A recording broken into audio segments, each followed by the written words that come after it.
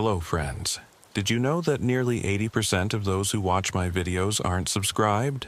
If you enjoy the content, I'd truly appreciate it if you hit that subscribe button. It helps a lot. Also, don't forget to leave a like and share your thoughts in the comments. Your interaction not only supports the channel's growth, but also helps these stories reach more people. Thank you all for being here. By the way, where are you watching from? Let me know in the comments. The thing about working patrol in rural New York is that isolation becomes your worst enemy long before any criminal does. I've been with the state police for 8 years now. Spent the last 3 working the back roads and forgotten corners of Sullivan County, and I thought I'd seen everything these mountains could throw at me. Meth labs and abandoned hunting cabins, domestic violence calls that turned into manhunts through miles of dense forest, missing persons cases where we'd find what was left of them months later, picked clean by the wildlife. But nothing, and I mean nothing, prepared me for what we started calling the isolation protocol. It began on a Tuesday morning in late October 2023.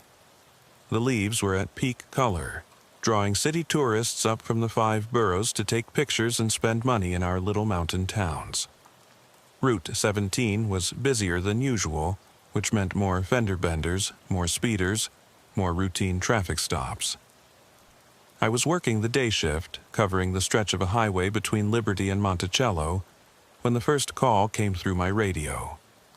Unit 47, respond to 1847 Beaver Brook Road, Forestburg.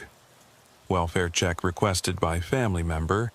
Subject failed to show for family dinner last night, not answering phone. Standard stuff. We get these calls all the time up here. Elderly folks living alone in houses that are miles from their nearest neighbor. Family members who worry when they don't hear back within 24 hours. Most of the time, it's nothing. Dead phone, power outage, or they just forgot about the dinner plans. But protocol is protocol. So I acknowledged the call and started the 30-minute drive through winding mountain roads. The thing about Sullivan County is that it's deceptively large. What looks like a short drive on the map can take you an hour when you're dealing with narrow roads that wind through mountains, single-lane bridges that date back to the 1940s, and stretches where your GPS just gives up and displays a message that might as well read, "You're on your own, buddy." The county covers over 900 square miles, but we've only got 12 troopers covering the whole area on any given shift. Sometimes less when people call in sick or get pulled for special assignments. That Tuesday, I was working alone. My usual partner, Tommy Rodriguez, was in court testifying on a drug case that had been dragging on for months.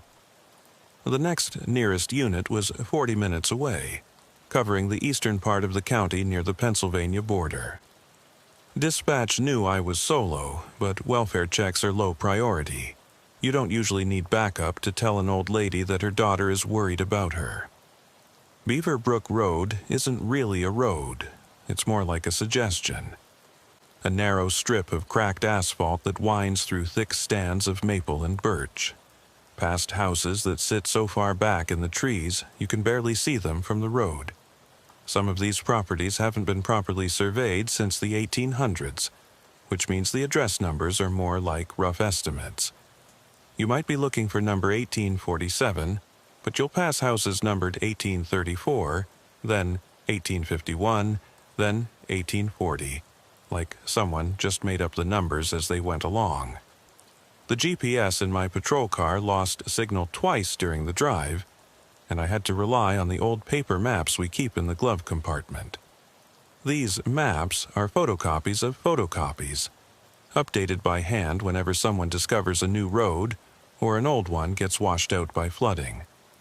Half the roads on the map don't exist anymore, and half the roads that do exist aren't on the map.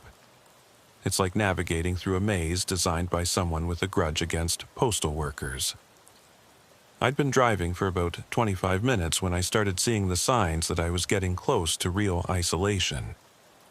The houses became fewer and farther between, then disappeared entirely. The asphalt gave way to gravel, then to dirt. The cell phone tower icons on my radio display went from 4 bars to 2 to none. This is the part of rural police work that city cops don't understand. You're not just alone, you're completely cut off from the world. If something goes wrong out here, you're on your own until you can drive back to civilization. The address led me to a mailbox that was so rusted I could barely make out the numbers. A dirt driveway disappeared into the trees, unmarked and uninviting. I radioed my location to dispatch, though I wasn't sure they could hear me through the static, and started the quarter-mile drive to the house. Unit 47, 1097 at 1847 Beaver Brook Road, I said into the radio. Investigating welfare check, will advise. The response came back fragmented. Opie that, 47, static, if you need, perfect. Even if I needed backup, dispatch might not be able to hear me call for it. The trees seemed to close in around my cruiser as I followed the rutted path. Massive oaks and maples formed a canopy so thick that even at 11, in the morning, it felt like dusk under there. My headlights automatically kicked on, cutting through the gloom, and that's when I saw it. A 2019 Honda Civic, silver, parked at an angle next to a small cabin. The driver's door was wide open. Now, there are a lot of innocent explanations for an open car door. Maybe she was unloading groceries and got distracted. Maybe she left it open to air out the car. Maybe the door doesn't close properly and she's been meaning to get it fixed. But when you're a cop, you learn to pay attention to the details that normal people might overlook. And something about the way the car was positioned, angled like it had been stopped in a hurry rather than carefully parked, set off alarm bells in my head. I pulled up behind the Honda and stepped out, immediately noting the silence. Up here in the mountains, you expect to hear birds, wind through the trees, maybe the distant sound of traffic from the highway, but there was nothing. Even my radio had gone completely quiet. No chatter from dispatch, no background static. Just an oppressive, unnatural silence that made my skin crawl. The cabin was small, maybe 800 square feet, with vinyl siding that had seen better days and a metal roof that was spotted with rust. It looked like it had been built in the 1970s as a hunting cabin or weekend retreat, then converted to a year-round residence by someone who didn't have much money to work with. A small front porch held a single rocking chair and a pile of unopened mail scattered across the wooden planks. The front door was closed, but even from a distance, I could see that the frame around the lock was splintered. That changed everything. This wasn't a welfare check anymore. This was a potential crime scene. "Mrs. Kowalski?" I called out, stepping carefully around the abandoned car. "This is New York State Police. Your daughter asked us to check on you." No response. I approached the Honda first, following basic crime scene protocol even though I didn't have backup. The keys were still in the ignition, which struck me as odd. Even in rural areas, people don't usually leave their keys in the car. The engine was cold, so it had been sitting there for a while. A purse sat open on the passenger seat, its contents scattered across the seat and floor. Wallet, makeup, receipts, pill bottles, all dumped out like someone had been searching for something specific. But the wallet was still there.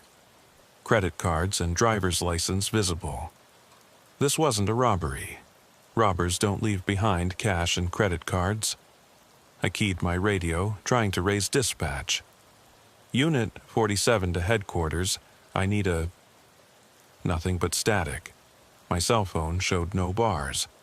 The isolation of this place was starting to work on me, creating that familiar knot of anxiety in my stomach that every rural cop knows. When you're 20 minutes from backup on a good day, and your communications are down, every call becomes potentially dangerous. I walked around the Honda, noting details. There were scratches on the driver's side door that looked fresh. The rear passenger window was partially rolled down, which seemed odd for October weather. Inside the car, I could see that the rearview mirror had been adjusted, tilted up toward the roof rather than positioned for driving. Someone had been using it to watch the road behind them. The splintered door frame told me this was no longer a simple welfare check. I drew my service weapon and approached the front door, following procedure as best I could without backup. The door was unlocked, or, more accurately, the lock had been forced. I could see tool marks on the metal deadbolt, and there were wood chips scattered on the porch where someone had used a crowbar or similar tool to break in. I pushed the door open with my foot and called out again.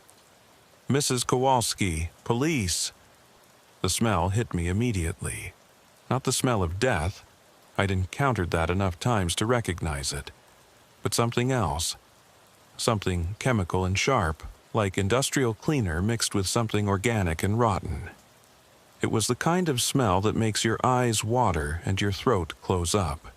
The kind of smell that tells you something very bad has happened here. I stepped inside, weapon ready, and immediately understood why the daughter had been worried. The interior of the cabin looked like a hurricane had torn through it. Furniture was overturned, books and papers scattered everywhere, family photos ripped from their frames and thrown across the floor. Drawers had been pulled out and dumped, cushions slashed open. Even the refrigerator had been moved away from the wall. But it wasn't random destruction. There was a pattern to it, a deliberate methodology that suggested this wasn't the work of desperate drug addicts looking for valuables to fence. Every mirror in the house had been shattered. Every single one. The bathroom mirror, a decorative mirror in the hallway, even a small compact mirror from the woman's purse. All broken, their fragments carefully arranged in small piles throughout the house. And on the wall, where the largest mirror had hung in the living room, someone had used what looked like black marker to write a single word: Watchers. That word sent a chill down my spine that had nothing to do with the October weather. There's something deeply unsettling about finding a message like that in what should be someone's safe space, their home. It suggests a level of psychological disturbance that goes way beyond ordinary breaking and entering. I cleared the cabin room by room, following protocol as best I could while working alone. The kitchen had been torn apart, every cabinet opened, every drawer dumped. Canned goods were scattered across the floor, some of them dented like they'd been thrown against the walls. The stove had been pulled away from the wall, and I could see scratch marks on the floor where it had been dragged. The bathroom was even worse. The medicine cabinet had been ripped off the wall entirely, prescription bottles scattered in the sink and on the floor. The shower curtain had been torn down, and there were dark stains on the tiles that I didn't want to think too hard about. But what really got my attention was the bathtub. It was filled with murky brown water that looked like it had been sitting there for days, and floating on the surface were clumps of what looked like hair. But Mrs. Kowalski wasn't there. What I found instead in the bedroom made my blood run cold. The bed had been stripped, and the mattress had been cut open with something sharp. The stuffing had been pulled out and arranged on the floor in a perfect circle, about 6 feet in diameter. In the center of the circle was a pile of women's clothing, the outfit Mrs. Kowalski had presumably been wearing when she was taken.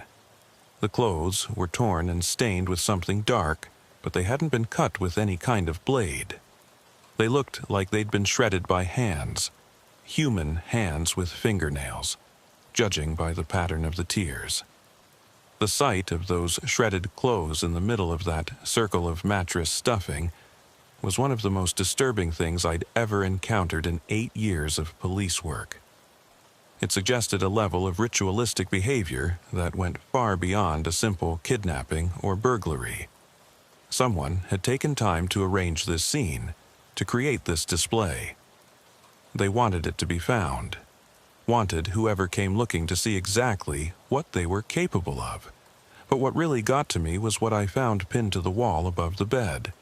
Dozens of photographs, all showing the same thing. The cabin, taken from the woods around it, at different times and from different angles. Someone had been watching this place for weeks, maybe months. The photos were arranged chronologically, showing the progression of seasons from late summer into fall, documenting Mrs. Kowalski's daily routines with obsessive detail. In some of the photos, I could see Mrs. Kowalski through the windows, cooking dinner, watching television, talking on the phone. The photos were time-stamped, showing a pattern of surveillance that went back at least 2 months.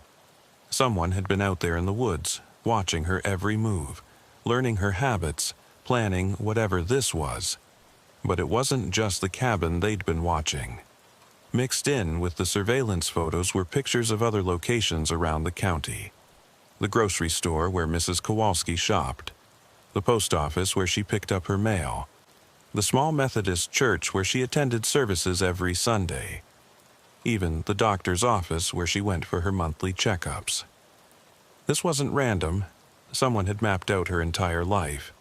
The most recent photo made my hands shake. It showed Mrs. Kowalski's silver Honda pulling into the driveway, time-stamped at 6:47 p.m. the previous evening, just about 12 hours earlier. And in the background of the photo, barely visible among the trees, was the outline of a person watching from the woods.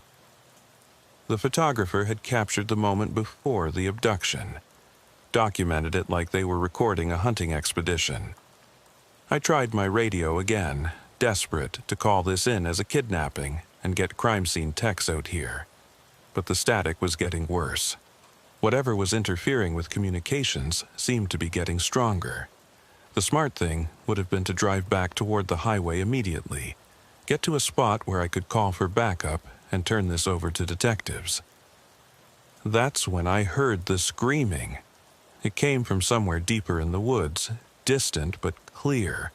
A woman's voice, high and terrified, calling for help. The sound cut through the October air like a knife, unmistakably human and unmistakably in distress. Every instinct told me to wait for backup, to follow protocol, to not go into those woods alone.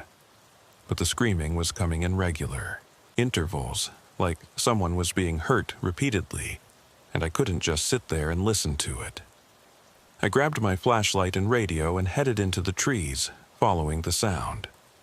The undergrowth was thick, full of thorns and fallen branches that caught at my uniform and made each step treacherous. This wasn't maintained forest. This was wilderness, the kind of deep woods where people get lost and never found.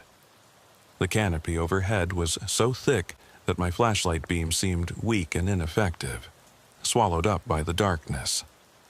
The screaming continued, always seeming to come from just ahead, just out of sight. But there was something strange about it, something that my cop instincts were trying to tell me. The intervals were too regular, too consistent. Real screams of pain or terror don't come at measured intervals like that. They're unpredictable, chaotic. This sounded almost mechanical, like someone playing a recording on a loop. After about 10 minutes of fighting through the brush, I came to a small clearing. In the center of it was something that shouldn't have been there, an old root cellar, the kind that families used to build to store vegetables through the winter. But this one had been modified. The wooden door had been replaced with something that looked like steel, and there were fresh scratches in the dirt around the entrance, as if someone had been dragged there. The screaming was coming from inside, but now that I was closer, I could tell it wasn't right. It was too clear, too consistent. Someone was playing a recording through speakers hidden in the root cellar. But why? What was the point of luring me out here with fake screams? I approached the cellar door carefully, weapon drawn, trying to figure out what I was walking into. That's when I noticed the other sounds, real sounds, coming from inside the cellar. Whimpering, crying. Someone was actually in there. Someone real. Someone who needed help. "Mrs. Kowalski?" I called out, staying well back from the door. "This is the police. Can you hear me?" The recorded screaming stopped abruptly, like someone had hit a switch. The sudden silence was almost more unsettling than the noise had been. Then I heard a voice, weak and hoarse, but definitely human. "Help me," the voice called out. "Please, someone help me." I tried the door and found it secured with a heavy padlock that looked new. The metal was scratched and dented, as if someone had tried to break it from the inside. But there was something else. A wire running from the lock into the ground, disappearing into the dirt like it was connected to something underground.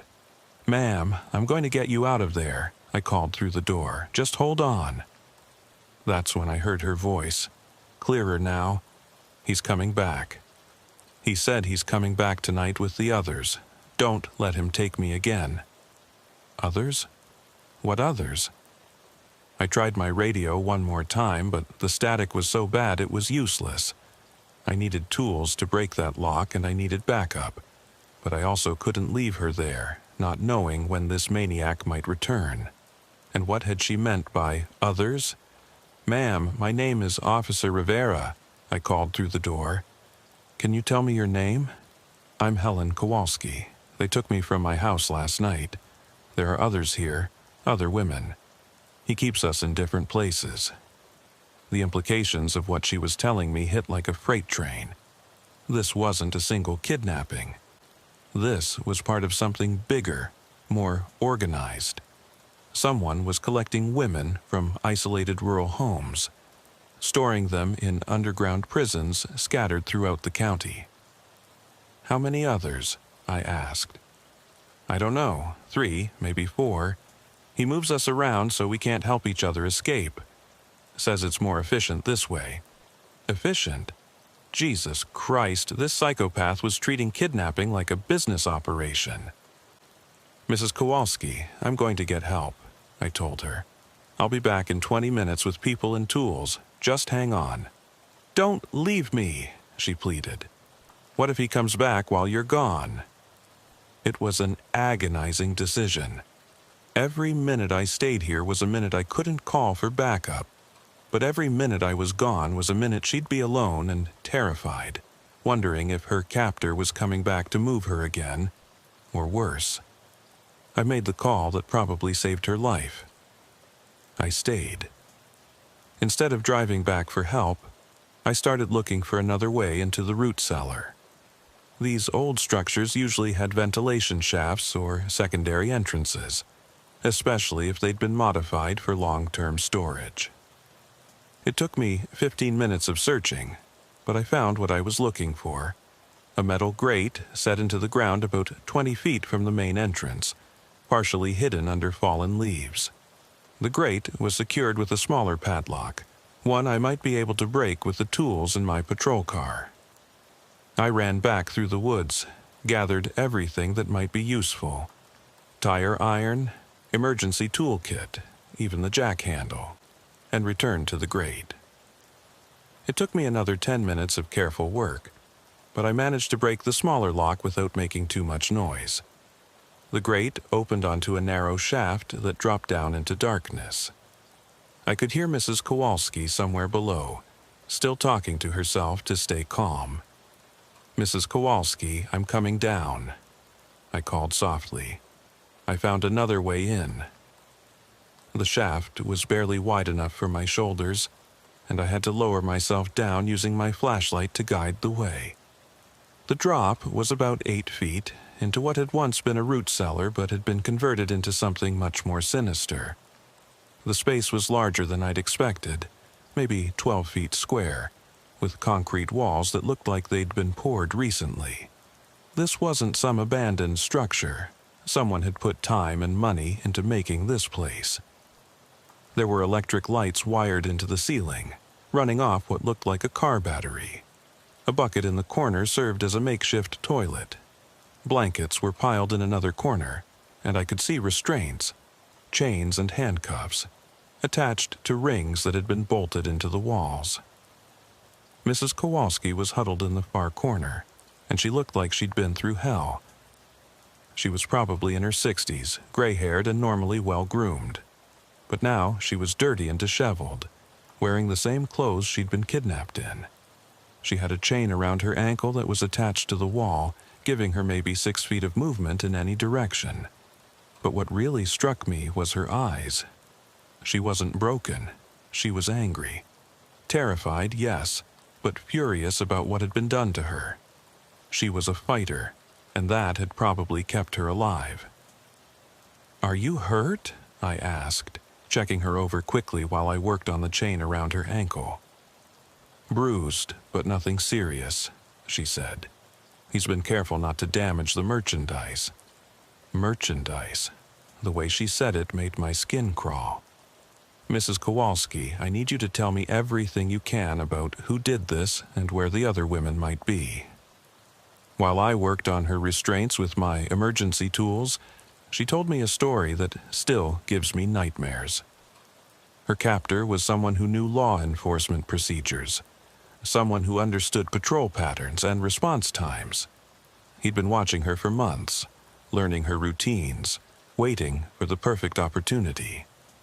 He'd taken her during what he called the window, the time between the evening patrol and the overnight shift change, when response times in rural areas are at their longest.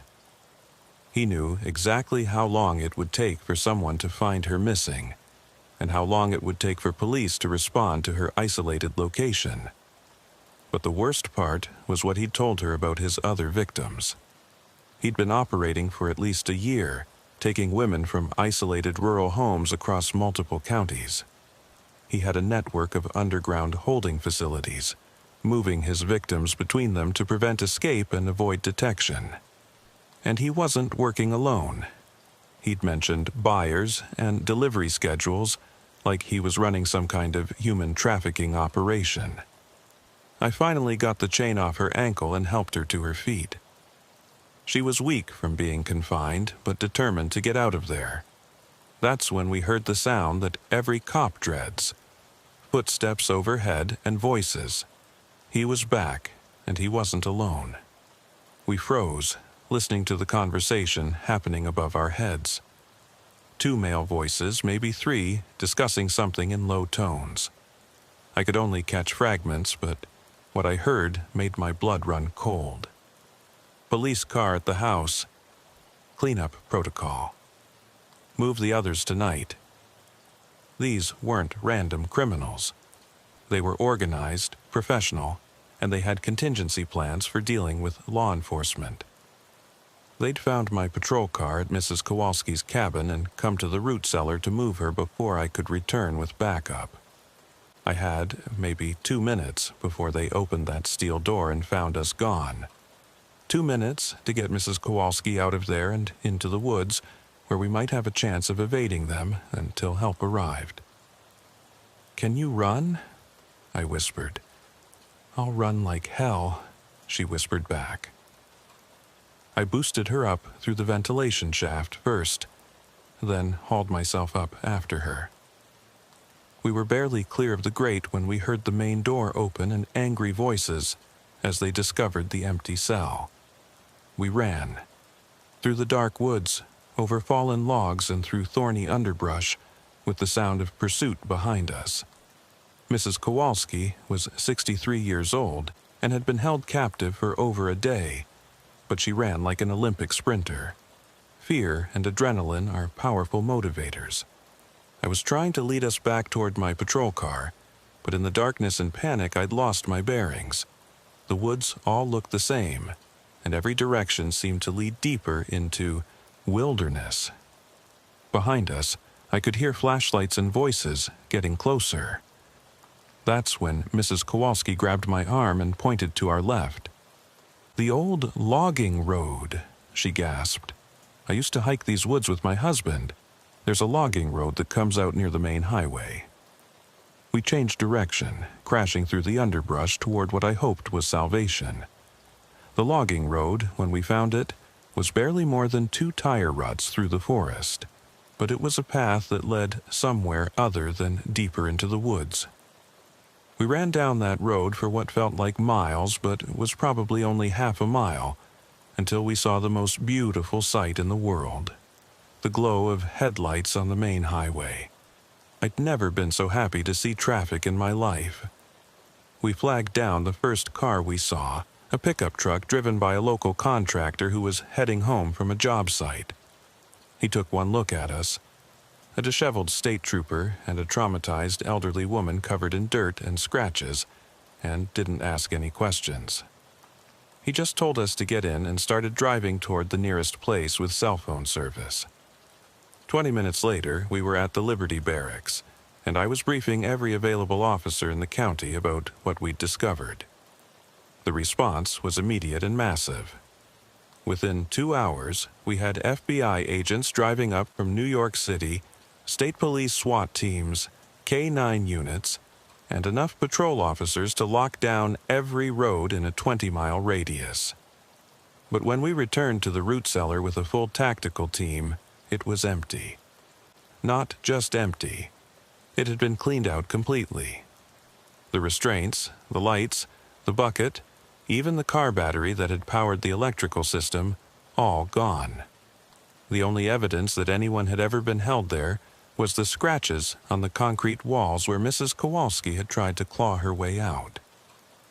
The same story repeated itself at 2 other locations we found over the next few days.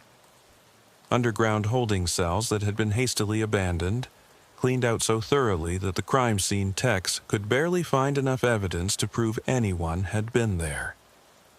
Whoever was running this operation had procedures for law enforcement contact, and they'd executed those procedures perfectly. What we did find, scattered around the areas where the cells had been located, told a chilling story. Credit cards and driver's licenses from 7 different women, spanning 3 counties and going back 18 months. Cell phones that had been smashed and scattered. Personal items, jewelry, photographs, prescription medications that painted a picture of victims who'd been selected carefully and taken with precision. The FBI brought in profilers who said we were dealing with an organization, not an individual. The level of planning, the sophisticated surveillance network, the multiple holding facilities, the contingency plans for law enforcement contact. This was human trafficking on a scale they'd rarely seen in rural areas. But most disturbing of all was the realization that whoever was running this operation understood law enforcement procedures intimately. They knew patrol schedules, response times, communication dead zones, even the protocols we followed for missing persons cases. They'd been using our own limitations against us, exploiting the isolation and limited resources that define rural police work. The investigation that followed consumed 6 months of my life and the lives of every other law enforcement officer in the region. We found evidence of at least 12 women who'd been taken from isolated rural homes across a 4-county area. Most of them were elderly, living alone, with limited family contact. The kind of people who might not be missed for days or weeks. We never found most of those women. What we did find, in a series of shallow graves in state forest land, were the remains of 3 victims who'd apparently been killed when they became too difficult to handle or transport. The autopsy reports are classified, but I can tell you that these women died hard. The case broke open 6 weeks after Mrs. Kowalski's rescue, and it broke in the most unexpected way possible. One of the FBI agents working the case got a call from a colleague in the Bureau's Financial Crimes Division. They'd been investigating a money laundering operation that moved cash through rural banks in upstate New York, and they'd found something interesting in the financial records. Regular cash deposits, always under the federal reporting limit, going into accounts owned by shell companies registered in Delaware. The deposits came from banks in small towns across the region, always in amounts that wouldn't trigger automatic reporting to federal authorities. But when they mapped the locations of these deposits against the locations where women had been taken, The pattern was obvious. Someone was being paid for these kidnappings, and they were laundering the money through a sophisticated network of fake businesses and rural banks. This wasn't just human trafficking. It was a business operation that had been running for years. Following the money led us to a network of people who'd been involved in the trafficking operation at different levels. Low-level associates who scouted potential victims and provided surveillance. Middle-level operatives who handled the actual kidnappings and maintained the holding facilities. And somewhere at the top, people who managed the business side of the operation and interfaced with the buyers. But we never caught the people at the top. By the time we started making arrests, the operation had been shut down, and the key players had disappeared. We got enough evidence to prosecute 12 people on various charges related to kidnapping, human trafficking, and money laundering. But the masterminds behind the operation vanished like smoke. The trials were a media circus that painted our entire region as a hotbed of human trafficking and police incompetence. Defense attorneys argued that their clients were just small-time criminals who'd been manipulated by mysterious figures they'd never actually met. Prosecutors countered that organized crime doesn't excuse individual participation in kidnapping and murder. In the end, most of the defendants took plea deals and got sentenced to between 10 and 25 years in federal prison. A few went to trial and got life sentences, but none of them could or would tell us who'd been running the operation. Mrs. Kowalski survived, physically at least. She testified at every trial, facing down the people who'd participated in her kidnapping with a courage that still amazes me. But the psychological trauma of being held captive for 36 hours, knowing that other women were being held in similar conditions, never really left her. She moved to Florida to live with her daughter 6 months after the trials ended, but I heard through the grapevine that she never really recovered from the experience. Can't say I blame her. As for me, I stayed with the state police for another 2 years before transferring to a different county. Not because I was forced to, but because I couldn't handle the isolation anymore. Every time I got a call to check on someone in a remote location, every time my radio went silent in a dead zone, every time I had to approach an abandoned building alone, I found myself wondering if there was another trafficking network out there. Another group of predators using the limitations of rural law enforcement against itself. The thing about the isolation protocol case is that it changed how I think about rural police work fundamentally. Before this happened, I thought the biggest dangers we faced were drunk drivers, domestic violence, and the occasional drug dealer who thought he could hide in the woods. Simple criminals doing simple crimes for simple reasons. But this case taught me that rural areas aren't immune to sophisticated organized crime. They're actually perfect for it. The isolation that makes these places peaceful and attractive to people who want to get away from urban problems also makes them ideal hunting grounds for predators who understand how to exploit that isolation. Think about it. If you wanted to kidnap someone and hold them captive, would you do it in Manhattan, where there are police everywhere and neighbors who might hear screams? Or would you do it in a place where the nearest neighbor is half a mile away, where police response times are measured in tens of minutes instead of seconds, and where communication systems are unreliable? The people who ran this trafficking operation understood rural law enforcement better than most rural cops understand it themselves. They knew our staffing levels, our patrol schedules, our communication dead zones. They knew which roads we traveled regularly and which areas we rarely checked. They knew how long it took us to respond to different types of calls in different parts of the county. Most importantly, they knew that rural cops work alone most of the time, with limited backup and communications. They'd turned our own isolation against us, using it as a weapon to hunt people who trusted us to protect them. That realization haunted me for months after the case officially closed.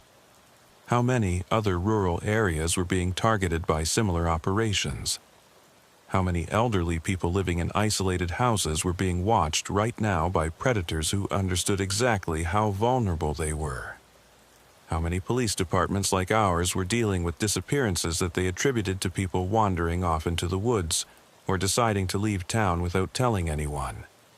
The FBI told us that human trafficking networks prefer rural areas, specifically because law enforcement there is understaffed and under-resourced. Urban police departments have the manpower and technology to mount massive investigations when people disappear.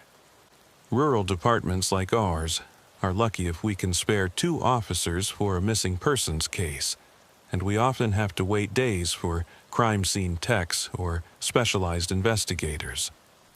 But what really kept me awake at night was the knowledge that we'd probably only scratched the surface of this operation. We'd rescued 1 woman and found evidence of 12 victims, but the financial records suggested the network had been operating for years. How many women had been taken before we stumbled onto this case? How many had been sold to buyers we'd never identify? How many had been killed and buried in graves we'd never find? The answer, according to the FBI's final report, was probably dozens. The money laundering network had been moving hundreds of thousands of dollars annually, which suggested a scale of operation that went far beyond what we'd uncovered. Somewhere out there, in rural communities across multiple states, were families who'd never learned what happened to their missing relatives. 6 months after I transferred to Delaware County, I got a call from Mrs. Kowalski. She was living in Florida with her daughter, trying to rebuild her life, but she'd been following the news about similar cases in other states. The FBI had been finding evidence of trafficking networks that used the same methods, targeting elderly women in isolated rural homes, using sophisticated surveillance, exploiting the limitations of rural law enforcement. "Officer Rivera," she said, and I could hear the determination in her voice. "I want you to know that what happened to me wasn't your fault. You saved my life and you helped catch the people who did this. But I also want you to know that this isn't over. There are other networks out there, other women who need help." She was right. Over the next year, I read about cases in Vermont, New Hampshire, Maine, and West Virginia that showed similar patterns. Elderly women disappearing from isolated rural homes. Evidence of sophisticated surveillance. Underground holding facilities that were hastily abandoned when law enforcement got too close. Money laundering networks that moved cash through rural banks. The isolation protocol wasn't just one case. It was a pattern of organized crime that had been operating across rural America for years, hidden in plain sight by the very isolation that made these communities attractive places to live. The more I learned about similar cases, the more I realized that we'd been fighting the wrong war. We'd been thinking about rural crime in terms of individual bad actors. The meth cook in the abandoned trailer. The domestic abuser who terrorizes his family. The drunk driver who kills someone on a back road. But the isolation protocol showed us that organized criminals had figured out how to use rural isolation as a strategic advantage. They weren't hiding from law enforcement. They were exploiting law enforcement's limitations. 2 years after the original case, I was working patrol in Delaware County when I got a call that brought all those memories flooding back. Another welfare check. Another elderly woman living alone. Another remote location where my radio wouldn't work properly. But this time, I knew what to look for. The call came in on a Thursday morning in November 2025. Mrs. Patricia Hennessy, age 71, hadn't shown up for her weekly bridge game the night before. Her friends had called her house repeatedly, but there was no answer. They'd driven by and seen her car in the driveway, but she hadn't answered the door.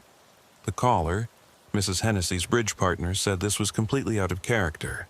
Patricia was obsessively punctual and never missed their weekly game. The address was on Hollow Road, about 20 miles south of Delhi, in an area I'd never patrolled before.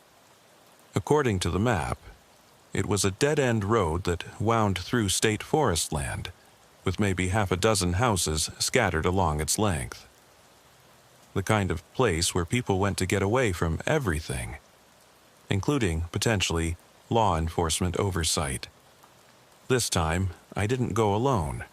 I called for backup before I even left the station, and I made sure dispatch knew exactly where I was going and when I expected to be back. I also brought equipment that we hadn't had during the Kowalski case, a portable radio repeater that could boost my signal, and a GPS tracker that would let headquarters know my exact location, even if I couldn't communicate verbally. The drive to Hollow Road took me through some of the most isolated country in Delaware County.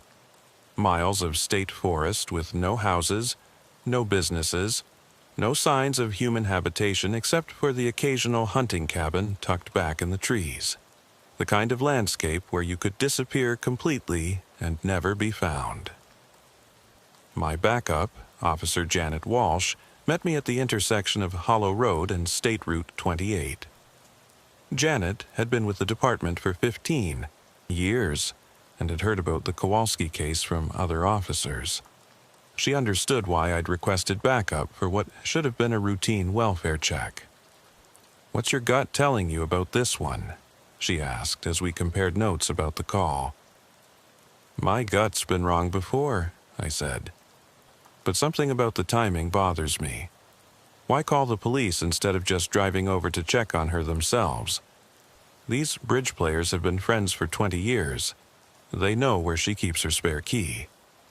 We drove down Hollow Road together, Janet following about 100 yards behind my patrol car.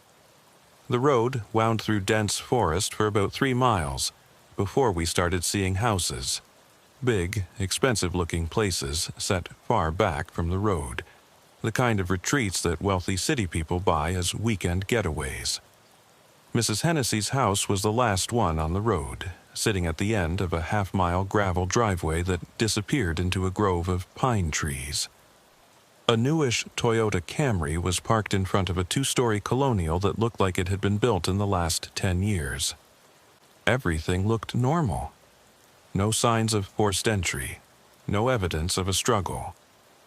But there was something wrong with the scene, something that took me a moment to identify. The house was too perfect. The lawn was immaculately maintained. The driveway was recently graded. Even the mailbox looked like it had been painted within the last month. But there were no personal touches, no garden decorations, no seasonal wreaths, no signs that an elderly woman actually lived there. Janet and I approached the house together, following the protocols we developed after the Kowalski case. One officer takes the front door, the other covers the back. Both officers maintain radio contact with dispatch at all times. No one enters the house alone.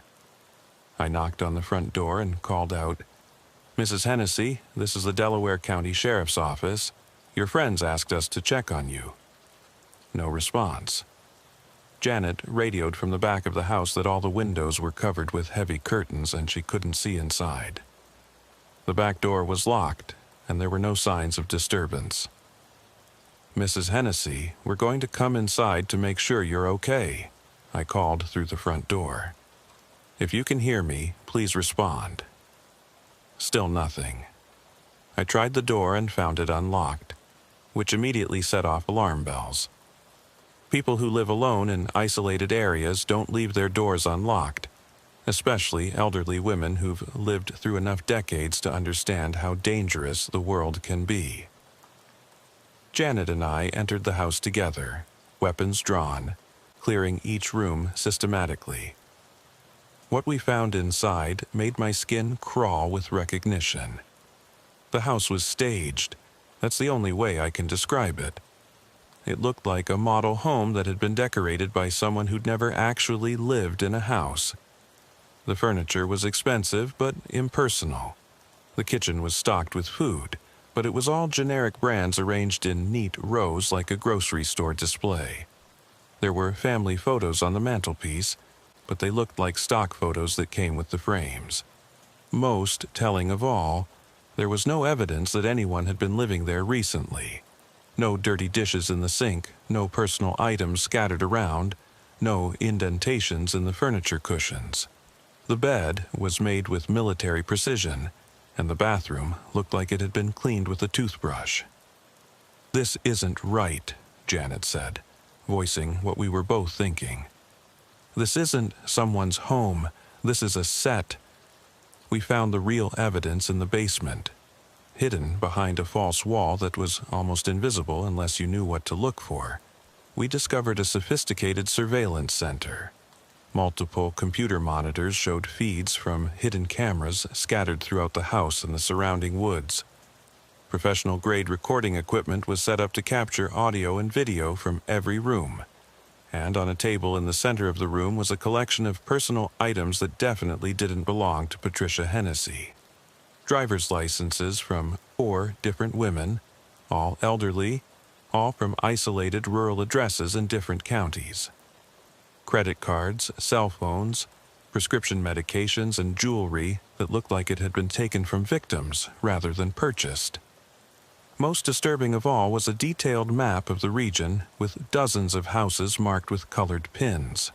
Red pins for completed, yellow pins for in progress, and green pins for potential targets. Mrs. Hennessy's address had a yellow pin. Janet was on the radio immediately, calling for every available unit and requesting FBI assistance. This wasn't just a missing person case. We'd stumbled onto what looked like the command center for another trafficking operation, one that had been operating right under our noses. While Janet coordinated the response, I studied the map more carefully. The pattern was disturbingly familiar. All the marked houses were in rural areas, isolated from neighbors, with elderly residents who lived alone. The completed pins were scattered across 5 counties, representing what I assumed were successful kidnappings. The potential target pins showed dozens of other houses that matched the same profile. But what really caught my attention was a notation in the margin of the map. Isolation Protocol, Phase 2. Phase 2. That meant the original trafficking network hadn't been destroyed. It had evolved. They'd learned from their mistakes in Sullivan County and developed new methods, new procedures, new ways to exploit rural isolation. The basement surveillance center told the story of those new methods. Instead of conducting lengthy surveillance from the woods around target houses, they'd started using temporary safe houses like this one. They'd rent or buy houses near their intended targets, set up surveillance equipment, and create the appearance of normal residents while they planned their operations. The fake Mrs. Hennessy setup was brilliant in its simplicity. They'd created a fictional elderly woman, complete with a driver's license and credit cards, and established her as a resident of Hollow Road. The bridge game story was probably fabricated, a way to create a plausible reason for someone to request a welfare check, which would bring law enforcement to the house where they could be observed and studied. We'd been set up. Someone had been watching our response to this call, learning our procedures, timing our arrival, studying how we handled a potential missing person case in an isolated area. They were gathering intelligence for future operations. The realization that we'd walked into a trap made my hands shake as I continued examining the surveillance equipment. Hidden cameras throughout the house had been recording our every move since we'd arrived. Someone, somewhere, was watching us right now, documenting our methods and procedures for future reference. "Janet," I called out. "We need to get out of here, now." She looked up from her radio. "What's wrong?" "We're being recorded. This whole thing is a setup to study law enforcement response." We evacuated the house immediately and established a perimeter while we waited for the tactical teams and FBI agents to arrive. Within 2 hours, we had enough law enforcement personnel on scene to secure a city block, But by then it was too late to catch whoever had been running the surveillance operation. The house had been rigged with remote monitoring systems that allowed the operators to watch their surveillance feeds from anywhere with an internet connection. As soon as we'd discovered the basement room, they'd known their operation was blown. By the time the FBI's technical team traced the network connections, the remote monitoring systems had been shut down and wiped clean. But they'd left behind enough evidence to confirm our worst fears. This wasn't just a continuation of the Sullivan County trafficking network. It was an expansion. The documents we found suggested they were operating in at least 8 counties across 3 states, using the same methods that had proven so effective in rural areas.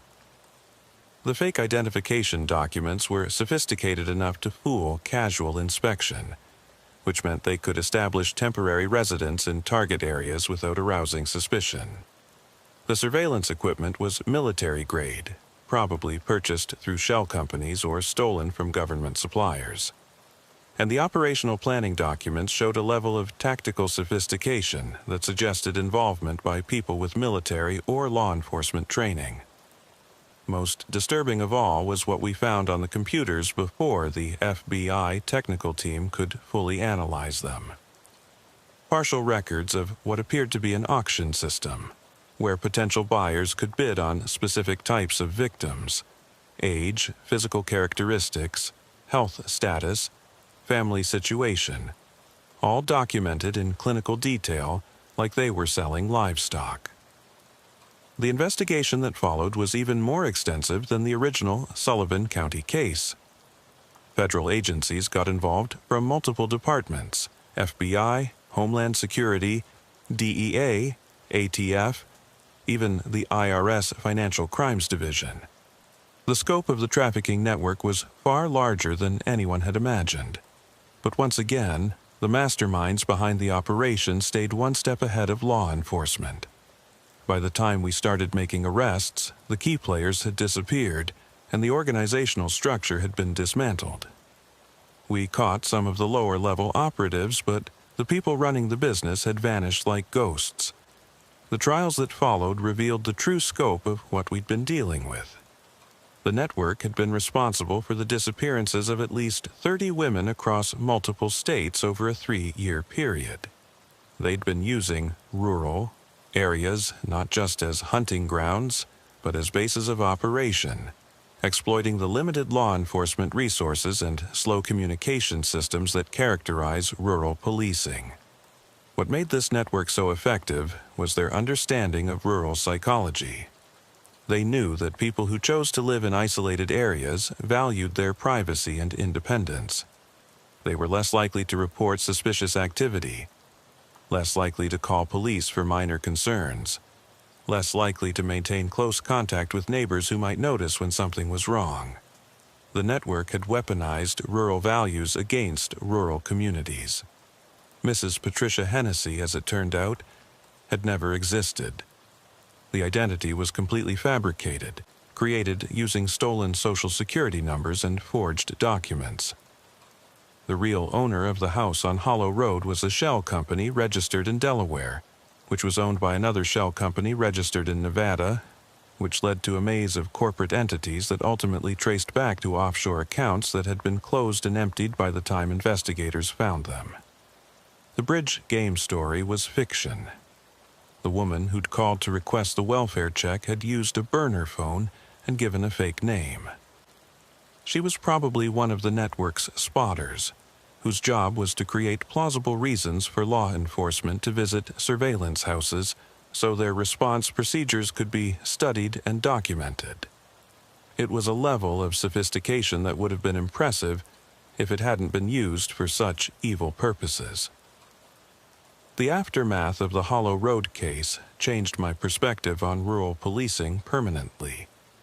I'd always thought of myself as a small-town cop dealing with small-town problems, but these cases taught me that rural areas are connected to criminal networks that span multiple states and countries. The isolation that defines rural life has become a strategic resource for organized criminals who understand how to exploit it.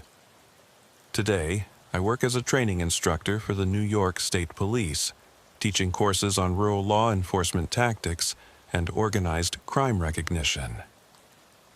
Part of my job is helping rural officers understand that they're not just dealing with local problems anymore.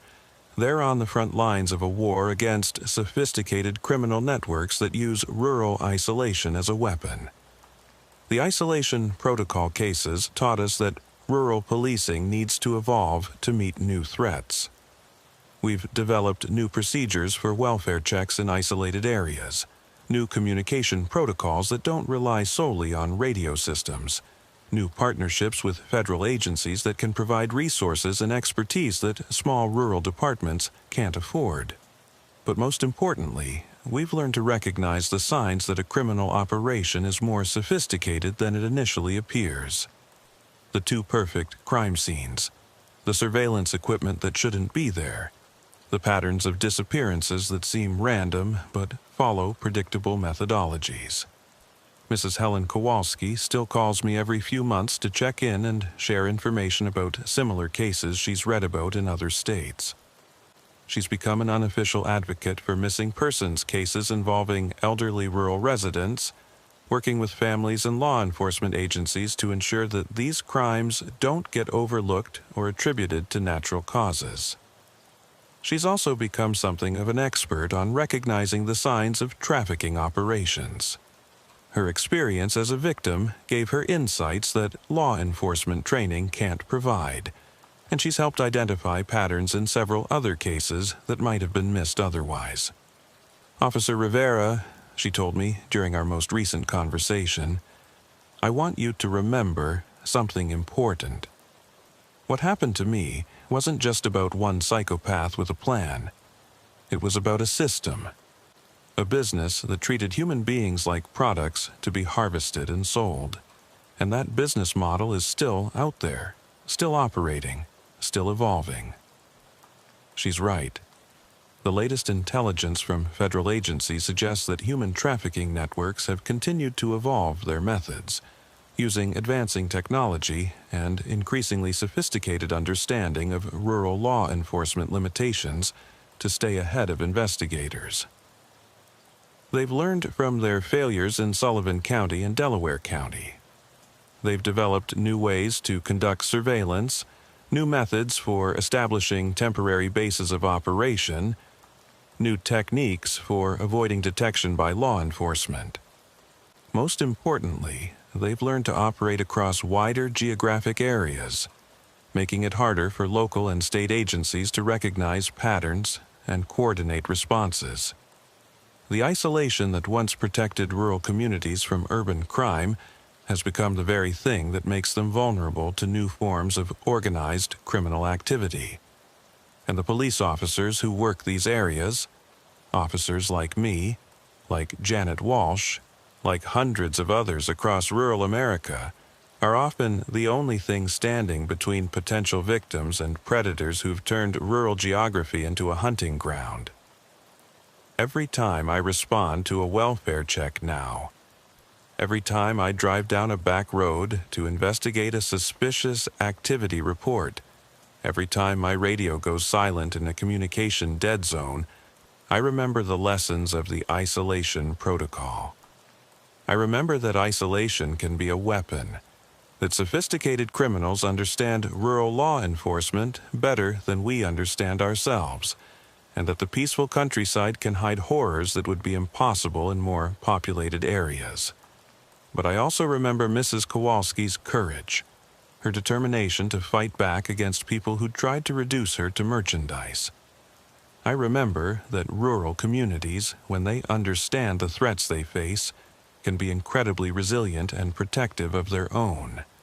And I remember that every small-town cop who learns to recognize these patterns, every rural community that develops better communication and support networks, every family that takes appropriate precautions without giving up their rural lifestyle, makes it a little bit harder for predators to operate.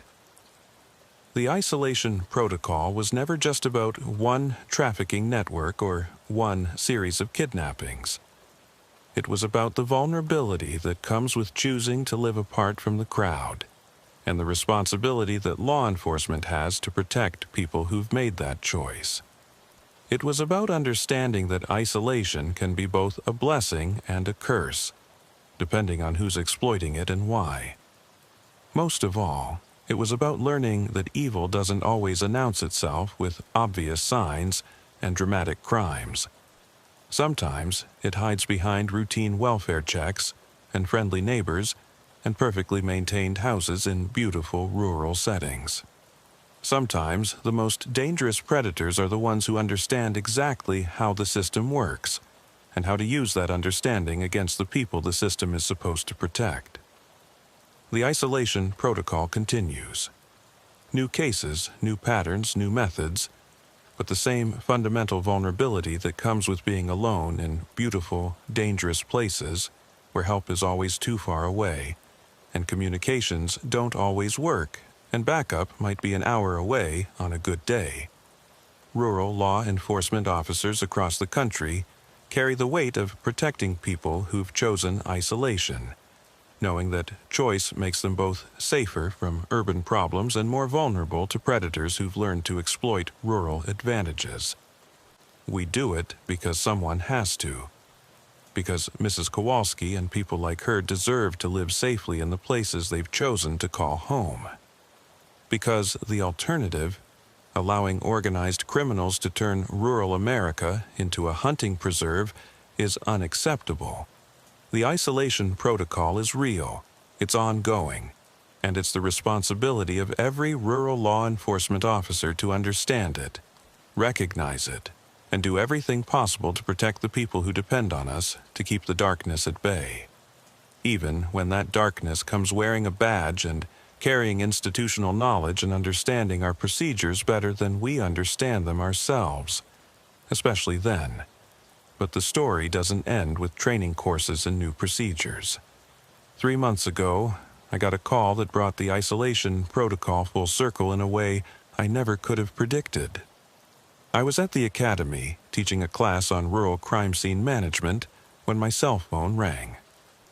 The caller ID showed a Delaware County number I didn't recognize, but something about the urgency of the ringtone made me step out of the classroom to answer it.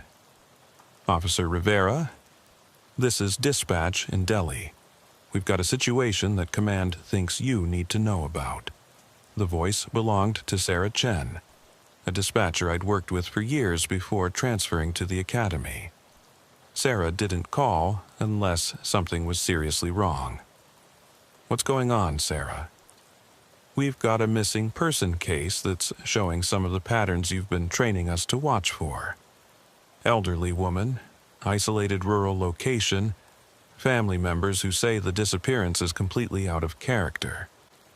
But there's something else, something that makes command think this might be connected to your old cases.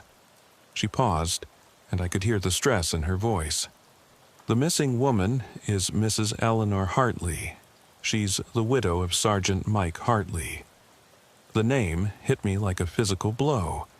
Mike Hartley, the corrupt state police sergeant who'd been running the trafficking operation in Sullivan County, the man I'd killed in that hunting lodge 3 years ago. I'd known he was married, but I'd never met his wife. After Mike's death and the revelation of his crimes, she'd apparently retreated from public life completely. Where was she living? I asked, already knowing the answer would be somewhere isolated, somewhere perfect for the kind of operation her husband had been running. Rural address outside Andes. House sits on about 40 acres, no neighbors within half a mile. Her daughter in Albany called yesterday when Mrs. Hartley didn't answer her weekly check-in call. Said her mother never misses that call, has been doing it every Sunday for 10 years.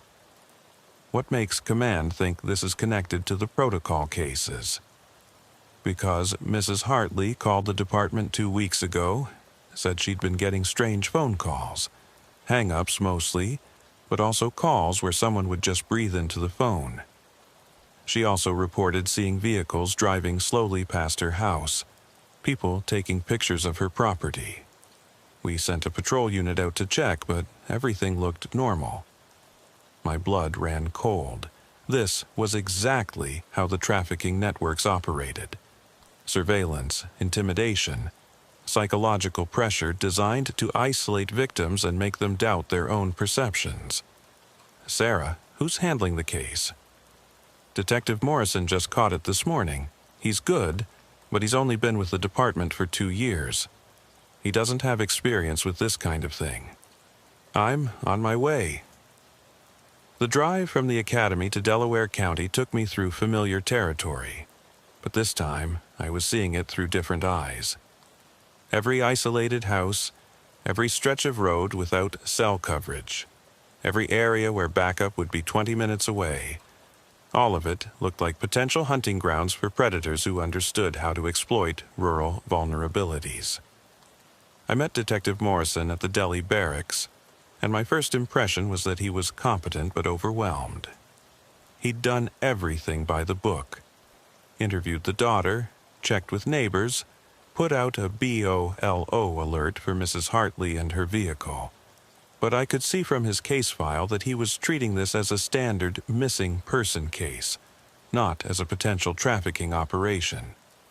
Detective, I know you've got this handled, but I'd like to ride along when you check her house. I might be able to spot things that relate to the protocol cases. Morrison looked relieved rather than offended. Honestly, I'd appreciate the help. Command briefed me on your background, and this case has some weird elements I'm not sure how to interpret. The drive to Mrs. Hartley's house took us through some of the most isolated country in Delaware County. Her property was at the end of a 2-mile dirt road that wound through state forest land, the kind of location that was perfect for someone who wanted complete privacy, or perfect for someone who wanted to hold captives without worrying about screams being heard. The house itself was a surprise. Instead of the small cabin or rundown farmhouse I'd expected, Mrs. Hartley lived in a large, well-maintained colonial that probably cost more than most cops make in 5 years. The property was beautifully landscaped, with gardens and outbuildings that showed careful attention to detail. But there were signs that something was wrong. The front door was standing open, which immediately set off alarm bells. A 70-year-old woman living alone in an isolated area doesn't leave her front door open, especially not in November when the temperature is dropping into the 30s at night. Morrison and I approached the house carefully, following the protocols I'd helped develop after the original protocol cases. We could see Mrs. Hartley's car, a late-model Subaru Outback, parked in the driveway, but there was no sign of her. "Mrs. Hartley," I called out from the front porch. "This is the police. Your daughter asked us to check on you." No response. Morrison tried his radio and got nothing but static. Another familiar pattern. Someone was jamming communications in this area, just like they had during the original cases. We entered the house together, weapons drawn, clearing each room methodically. What we found inside told a story that was both familiar and terrifying. The house had been searched, but not by amateurs. Whoever had been here knew exactly what they were looking for and how to find it without leaving obvious signs of forced entry. Drawers had been opened and contents examined, but then carefully replaced. Furniture had been moved to check for hiding places, but then positioned to look undisturbed. But there were signs for those who knew how to read them. Dust patterns on surfaces showed where items had been moved and replaced. Picture frames were hanging slightly crooked, suggesting they'd been removed to check for hidden safes. Even the refrigerator had been pulled away from the wall and then pushed back, leaving barely visible scuff marks on the floor. They were looking for something specific, I told Morrison. This isn't a random burglary. Someone came here with a purpose. What that purpose was became clear when we found Mrs. Hartley's home office. Her computer was gone, but the thieves had left behind something more valuable than any electronic device. A handwritten journal that had been hidden behind a false back in one of the desk drawers. Mrs. Hartley had been documenting everything. For 3 years, since her husband's death and the revelation of his crimes, she'd been investigating the trafficking network he'd been part of. The journal contained detailed notes about bank accounts, property purchases, vehicle registrations, and communications that suggested the network hadn't been destroyed. It had just gone deeper underground. But most damning of all were the entries from the past 6 months. Mrs. Hartley had apparently been contacted by someone who claimed to have information about other victims of her husband's trafficking operation. Someone who wanted to meet with her to share evidence that could help identify the people who'd been running the network from behind the scenes. The journal entries showed that Mrs. Hartley had been cautious at first, suspicious that the contact might be another trap. But over time, the person had gained her trust by providing details about her husband's crimes that only someone with inside knowledge could have known. The final entry, dated 4 days before her disappearance, was chilling.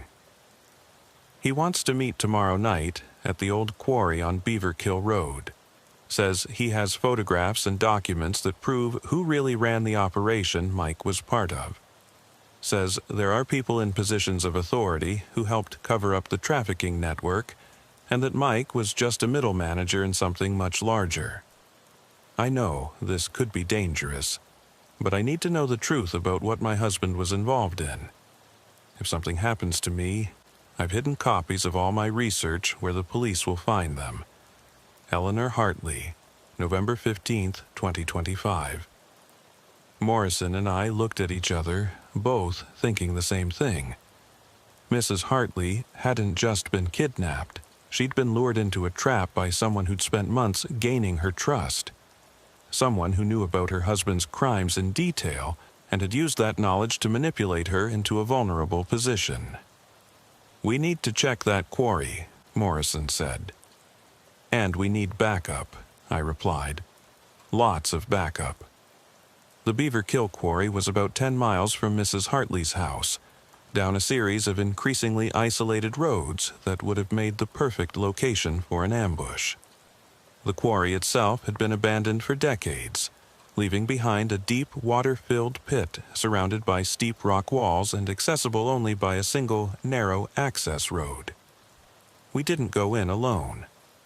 Morrison called for every available unit in the county, and I used my academy contacts to get FBI involvement from the start. By the time we approached the quarry, we had 12 officers, 2 FBI agents, and a tactical team that could handle anything short of a full-scale military assault. What we found at the quarry was both more and less than we'd expected.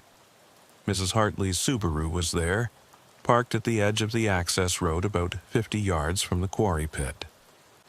The driver's door was open, and her purse was on the ground beside the car, its contents scattered like she'd been grabbed while trying to get something out of it. But Mrs. Hartley herself was nowhere to be found. What we did find, hidden in the woods around the quarry, was evidence of a sophisticated surveillance operation. Hidden cameras had been positioned to monitor the access road and the area around the quarry pit. Wireless transmitters had been set up to relay video feeds to a remote monitoring station. And buried under camouflaged tarps were supplies that suggested someone had been planning to use this location for an extended operation. The FBI technical team found something even more disturbing when they analyzed the surveillance equipment. The cameras had been recording for weeks, documenting every vehicle that had come to the quarry and every person who had visited the area. But most of the recorded footage showed law enforcement vehicles, patrol cars conducting area checks, detectives investigating other cases, even training exercises conducted by the tactical team. Someone had been studying our procedures, our response times, our methods of operation. They'd been preparing for a confrontation with law enforcement, gathering intelligence that would help them stay one step ahead of any investigation. But they'd made one crucial mistake. They'd underestimated Mrs. Hartley. We found her 3 days later, alive but traumatized, in a hunting cabin about 15 miles from the quarry. She'd managed to escape from her captors during a transfer between locations, making her way through miles of forest to reach a seasonal hunting camp where she'd hidden until searchers found her. Her story, when she was finally able to tell it, revealed the true scope of what we'd been dealing with for the past 3 years. The trafficking network hadn't been destroyed when we'd arrested Mike Hartley's associates in Sullivan County. It had restructured, going deeper underground and developing more sophisticated methods of operation. But more importantly, it had been run from the beginning by people with access to law enforcement intelligence. People who knew our procedures, our capabilities, and our limitations because they were part of the system themselves. Mrs. Hartley's investigation had gotten too close to the truth. Her research had identified financial connections between the trafficking network and legitimate businesses, political connections that went all the way to the state capitol, and law enforcement connections that included active and retired officers from multiple agencies. The people who'd kidnapped her weren't just trying to silence her. They were trying to retrieve the evidence she'd gathered and eliminate the threat she represented to a criminal organization that had infiltrated law enforcement at multiple levels. But Mrs. Hartley had been smarter than they'd given her credit for. She'd hidden copies of her research in multiple locations, including a safety deposit box that would be opened automatically if she failed to check in with her bank within a specified time period. When she disappeared, that failsafe was triggered, and federal investigators suddenly had access to 3 years' worth of evidence about corruption within rural law enforcement agencies. The investigation that followed was the largest law enforcement corruption case in New York state history. Over the course of 18 months, federal agents arrested 43 people on charges ranging from human trafficking to money laundering to conspiracy to commit murder.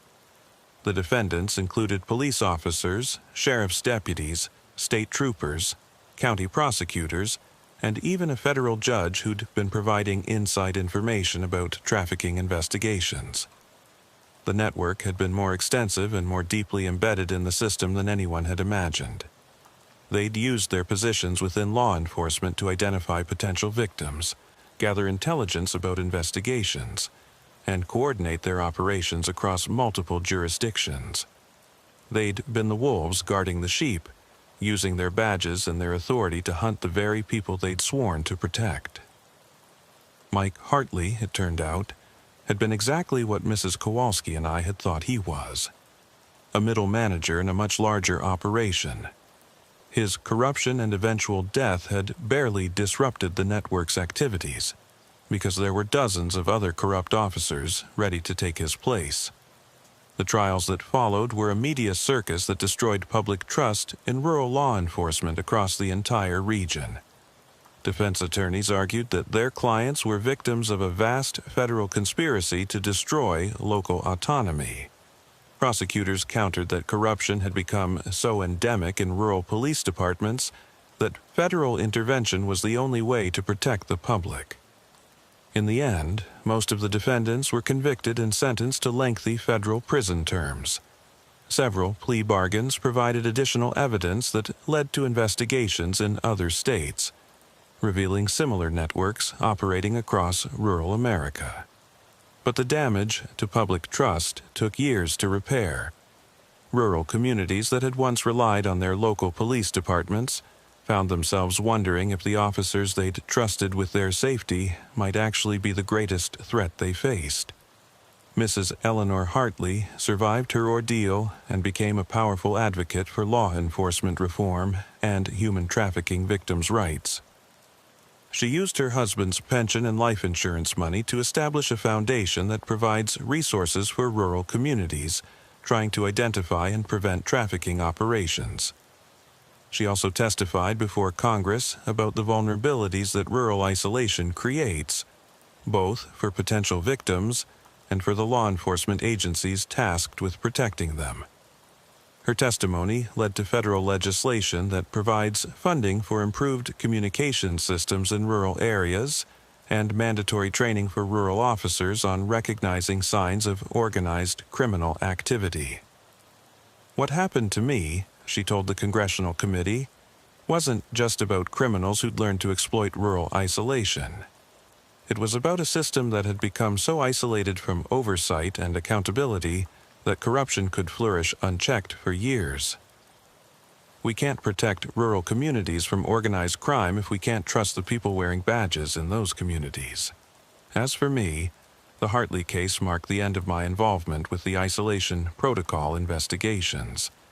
The academy promoted me to lead instructor for rural law enforcement training, and I've spent the past 2 years developing new curricula that address both the external threats rural officers face and the internal vulnerabilities that make corruption possible. Fact, it's a psychological condition that can affect both the communities we serve and the officers who serve them. When people are cut off from broader networks of support and accountability, they become vulnerable to manipulation and corruption in ways that might not be obvious until it's too late. The isolation protocol cases taught us that rural America faces threats that go far beyond anything we'd traditionally considered. Organized criminals have learned to exploit the very qualities that make rural life attractive: the privacy, the independence, the distance from urban problems, and turn them into weapons against the people who've chosen to live that way. But we've also learned that rural communities, when they understand the threats they face and work together to address them, can be incredibly resilient and effective at protecting themselves. The key is breaking down the isolation that makes these communities vulnerable in the first place. Today, the rural counties where the protocol cases occurred have some of the most sophisticated anti-trafficking programs in the country. They've developed communication networks that connect isolated residents with emergency services, training programs that help community members recognize signs of criminal activity, and partnership agreements that allow small rural departments to access federal resources when they're dealing with cases that exceed their capabilities. Mrs. Helen Kowalski, now in her 80s, serves on the advisory board of Mrs. Hartley's Foundation and continues to work with federal investigators on trafficking cases across the country. She's become something of a legend in law enforcement circles, the elderly woman who survived weeks of captivity and then dedicated the rest of her life to making sure no one else would have to endure what she experienced. Officer Rivera, she told me during our last conversation, the most important thing you can teach those young officers is that isolation is only dangerous when people don't understand how to use it properly. Rural communities chose isolation for good reasons: to build better lives, to raise families in safe environments, to maintain connections with the land and with each other that urban life doesn't allow. But isolation becomes dangerous when it's forced on people, when it's used to cut them off from help and support and community connections. The difference between chosen isolation and imposed isolation is the difference between safety and vulnerability. She's right, as she usually is. The isolation protocol wasn't really about geography or criminal methodology or even law enforcement procedures. It was about the difference between choosing to live apart from the crowd and being cut off from the help and community that everyone needs to stay safe. Rural law enforcement officers today carry the responsibility of protecting that difference, of ensuring that people who choose rural life can maintain their independence without sacrificing their security. It's a complex balance that requires understanding both the threats that rural communities face and the strengths they possess. The isolation protocol continues, but it's evolved from a criminal methodology into a law enforcement philosophy that recognizes both the vulnerabilities and the strengths of rural communities. It's about protecting chosen isolation while preventing imposed isolation, about maintaining the independence that makes rural life valuable while building the connections that make rural life safe. Every rural officer who understands these principles, every rural community that builds effective networks of communication and support, every federal agency that recognizes the unique challenges of rural law enforcement, All of them are part of the solution to a problem that goes far beyond any single case or investigation. The darkness is still out there, still looking for ways to exploit rural isolation and turn it into a weapon against the people who've chosen to live apart from urban crowds. But the light is there too, in the form of community connections, professional training, federal resources, and the hard-won wisdom of people like Mrs. Kowalski and Mrs. Hartley, who've faced that darkness and refused to be defeated by it. The isolation protocol is real, ongoing, and constantly evolving. But so is our understanding of how to counter it, how to protect the people who depend on us, and how to ensure that rural America remains a place where people can choose independence without sacrificing safety. The battle continues, the stakes remain high. And every day, in small towns and isolated communities across the country, rural law enforcement officers go to work knowing that they're the thin blue line between chosen isolation and imposed vulnerability. It's a responsibility that none of us take lightly, and it's a responsibility that defines what rural policing means in the 21st century. You want to know about corruption in small-town police departments? About how good cops get turned into something they never thought they'd become?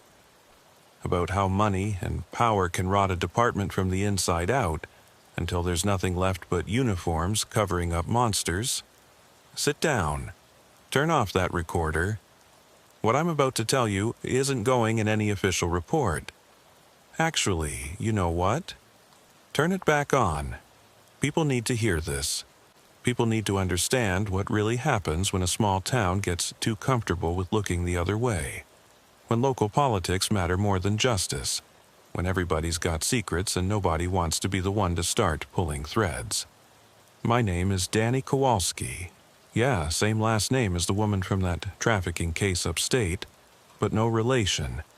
And I was a patrol officer with the Millbrook Police Department for 6 years. Millbrook's one of those picture-perfect Hudson Valley towns that looks like something out of a Norman Rockwell painting. Historic Main Street, antique shops, expensive restaurants that cater to weekend visitors from the city. Population about 1,500, the kind of place where everybody knows everybody and nothing bad is supposed to happen. Except something bad was happening. Had been happening for years. And by the time I figured out what it was, I was already in so deep I couldn't see daylight.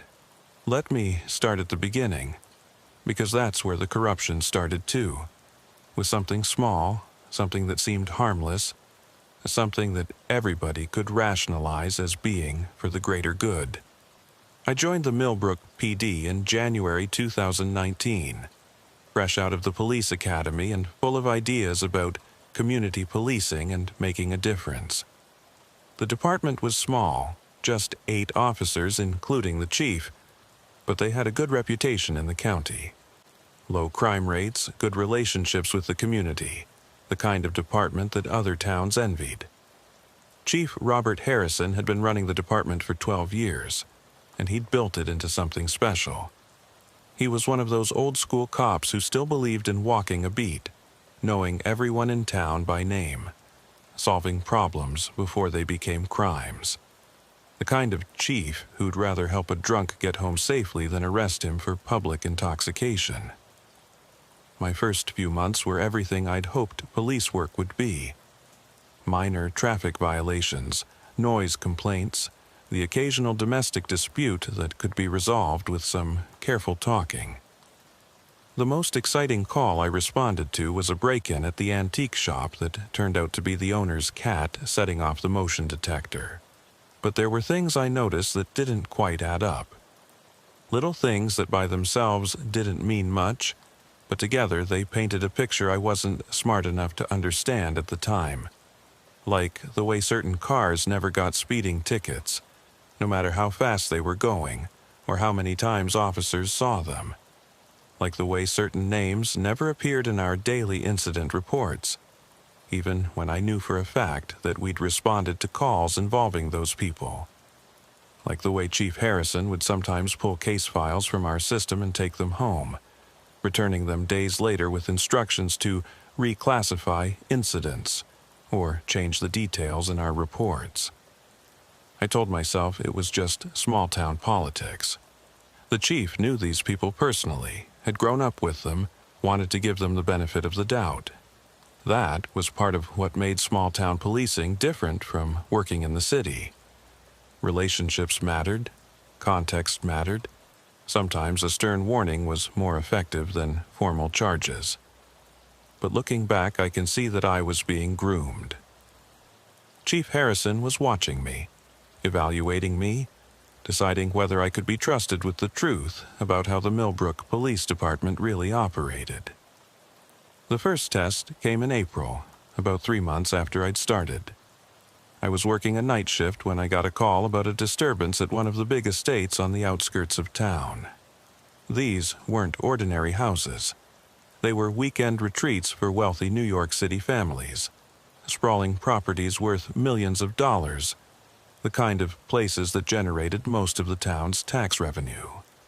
The call came from a neighbor who reported hearing screaming and what sounded like gunshots from the Morrison estate.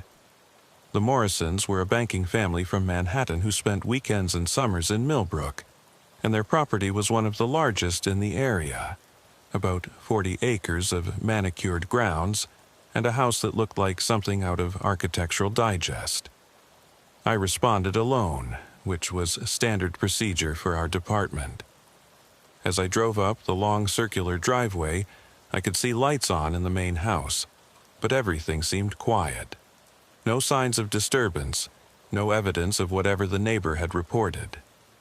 I knocked on the front door and was greeted by Thomas Morrison himself, mid-50s, expensively dressed even at 11 o'clock at night, with the kind of confidence that comes from having more money than most people see in a lifetime.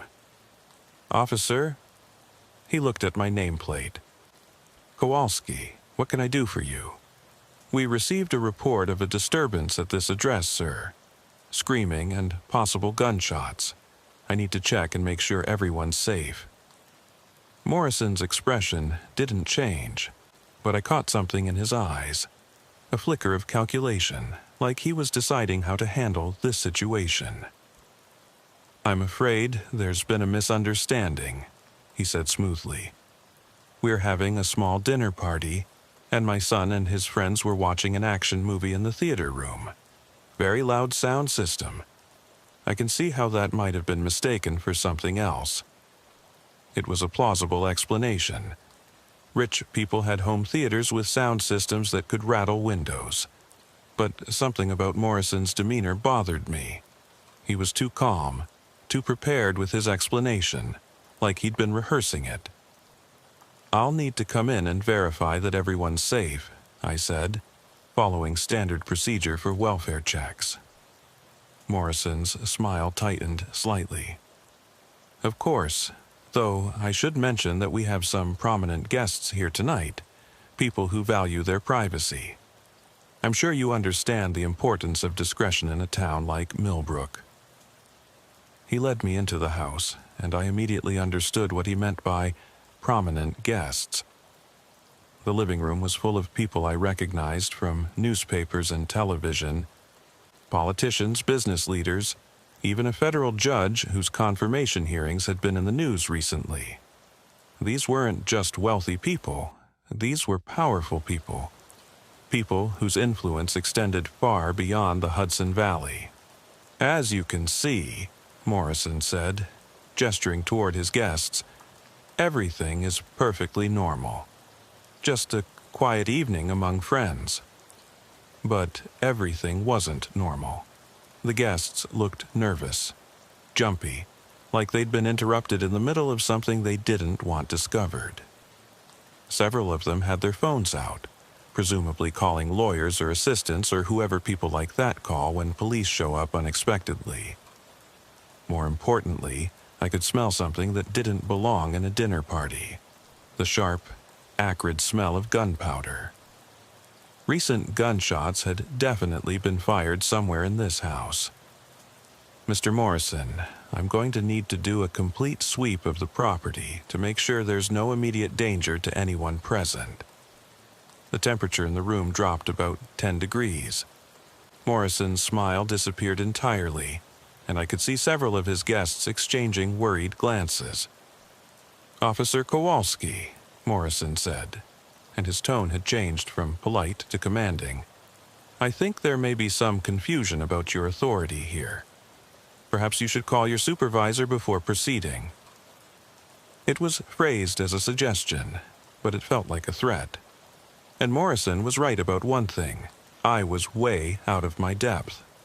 These people had more legal firepower than our entire department could handle, and I was just a rookie cop who didn't know what he was walking into. I excused myself to the front porch and called Chief Harrison. He answered on the first ring, like he'd been expecting my call. "Chief, I'm at the Morrison estate responding to a disturbance call. The resident is claiming it was just a loud movie, but I can smell gunpowder and the guests are acting nervous. I think something happened here." There was a long pause before Harrison responded. "Danny, I need you to listen very carefully. Mr. Morrison is one of the most important people in this town. His family contributes more to our budget than the next 10 taxpayers combined. If he says everything is fine, then everything is fine." "But Chief, I think—" "What you think doesn't matter," Harrison interrupted. "What matters is that you're a probationary officer who needs to learn when to push and when to back off. This is one of those times when you back off." "What about the neighbor who called it in?" "I'll handle the neighbor. You write up a report saying you responded to a noise complaint, found no evidence of criminal activity, and advise the residents to keep the volume down. That's it, nothing more." I stood on that porch for a long time after Harrison hung up, trying to decide what to do. Every instinct I had as a police officer was telling me that something criminal had happened in that house. But my chief, the man who controlled my career, my livelihood, my future in law enforcement, was telling me to walk away. In the end, I did what I was told. I went back inside, told Morrison that everything looked fine, and advised him to keep the noise down out of consideration for his neighbors. He thanked me for my professionalism and discretion, and I left without investigating further. But I couldn't stop thinking about what I'd seen and smelled in that house. 2 days later, I checked the local news and found a small item buried in the back pages of the regional paper. New York City businessman Ronald Castellano found dead in Millbrook area. Apparent hunting accident. Ronald Castellano. I recognized the name because I'd seen it on a campaign contribution list during my research for a college political science paper. He was a lobbyist with connections to organized crime families, the kind of person who moved in the shadows between legitimate business and criminal enterprises. And according to the news report, he'd been found dead from a gunshot wound on a hiking trail about 2 miles from the Morrison estate. The story said he'd been alone, that his death appeared to be an accidental discharge of his own hunting rifle, and that no foul play was suspected. But Castellano had been at the Morrison estate that night. I was sure of it. I'd seen him in the living room with the other guests, nervous and sweating and checking his phone like he was expecting bad news. I tried to put it together in my head. Castellano was at the dinner party. Gunshots were fired in the house. Then, Castellano turns up dead from a gunshot wound 2 miles away, and everybody's calling it a hunting accident. That's when I realized I'd witnessed the aftermath of a murder. I should have gone straight to the state police or the FBI. Should have reported what I'd seen and let investigators with more authority and resources handle it. But I was young and stupid and convinced that I could handle it myself. Instead, I started my own investigation. I began by researching the guests I'd seen at the Morrison estate, trying to understand what they might have had in common besides wealth and power. What I found was a network of business relationships, political connections, and financial dealings that stretched from Wall Street to Washington, D.C. Thomas Morrison wasn't just a banker. He was the kind of banker who specialized in moving money for people who needed their financial activities to remain private. Several of his guests were involved in businesses that generated enormous amounts of cash that needed to be cleaned before it could be legitimately invested. Others were politicians who needed campaign funding that couldn't be traced back to its original sources, and Ronald Castellano had been the middleman who connected these legitimate business people with the criminal organizations that generated the dirty money in the first place. It was a money laundering operation that used legitimate businesses in small towns like Millbrook to clean criminal proceeds. The Morrison estate wasn't just a weekend retreat, it was a meeting place where deals were made, percentages were negotiated, and problems were solved. And Ronald Castellano had apparently become a problem that needed solving. But proving any of this would require evidence that I didn't have access to. Financial records, communications, documentation of the relationships between these people.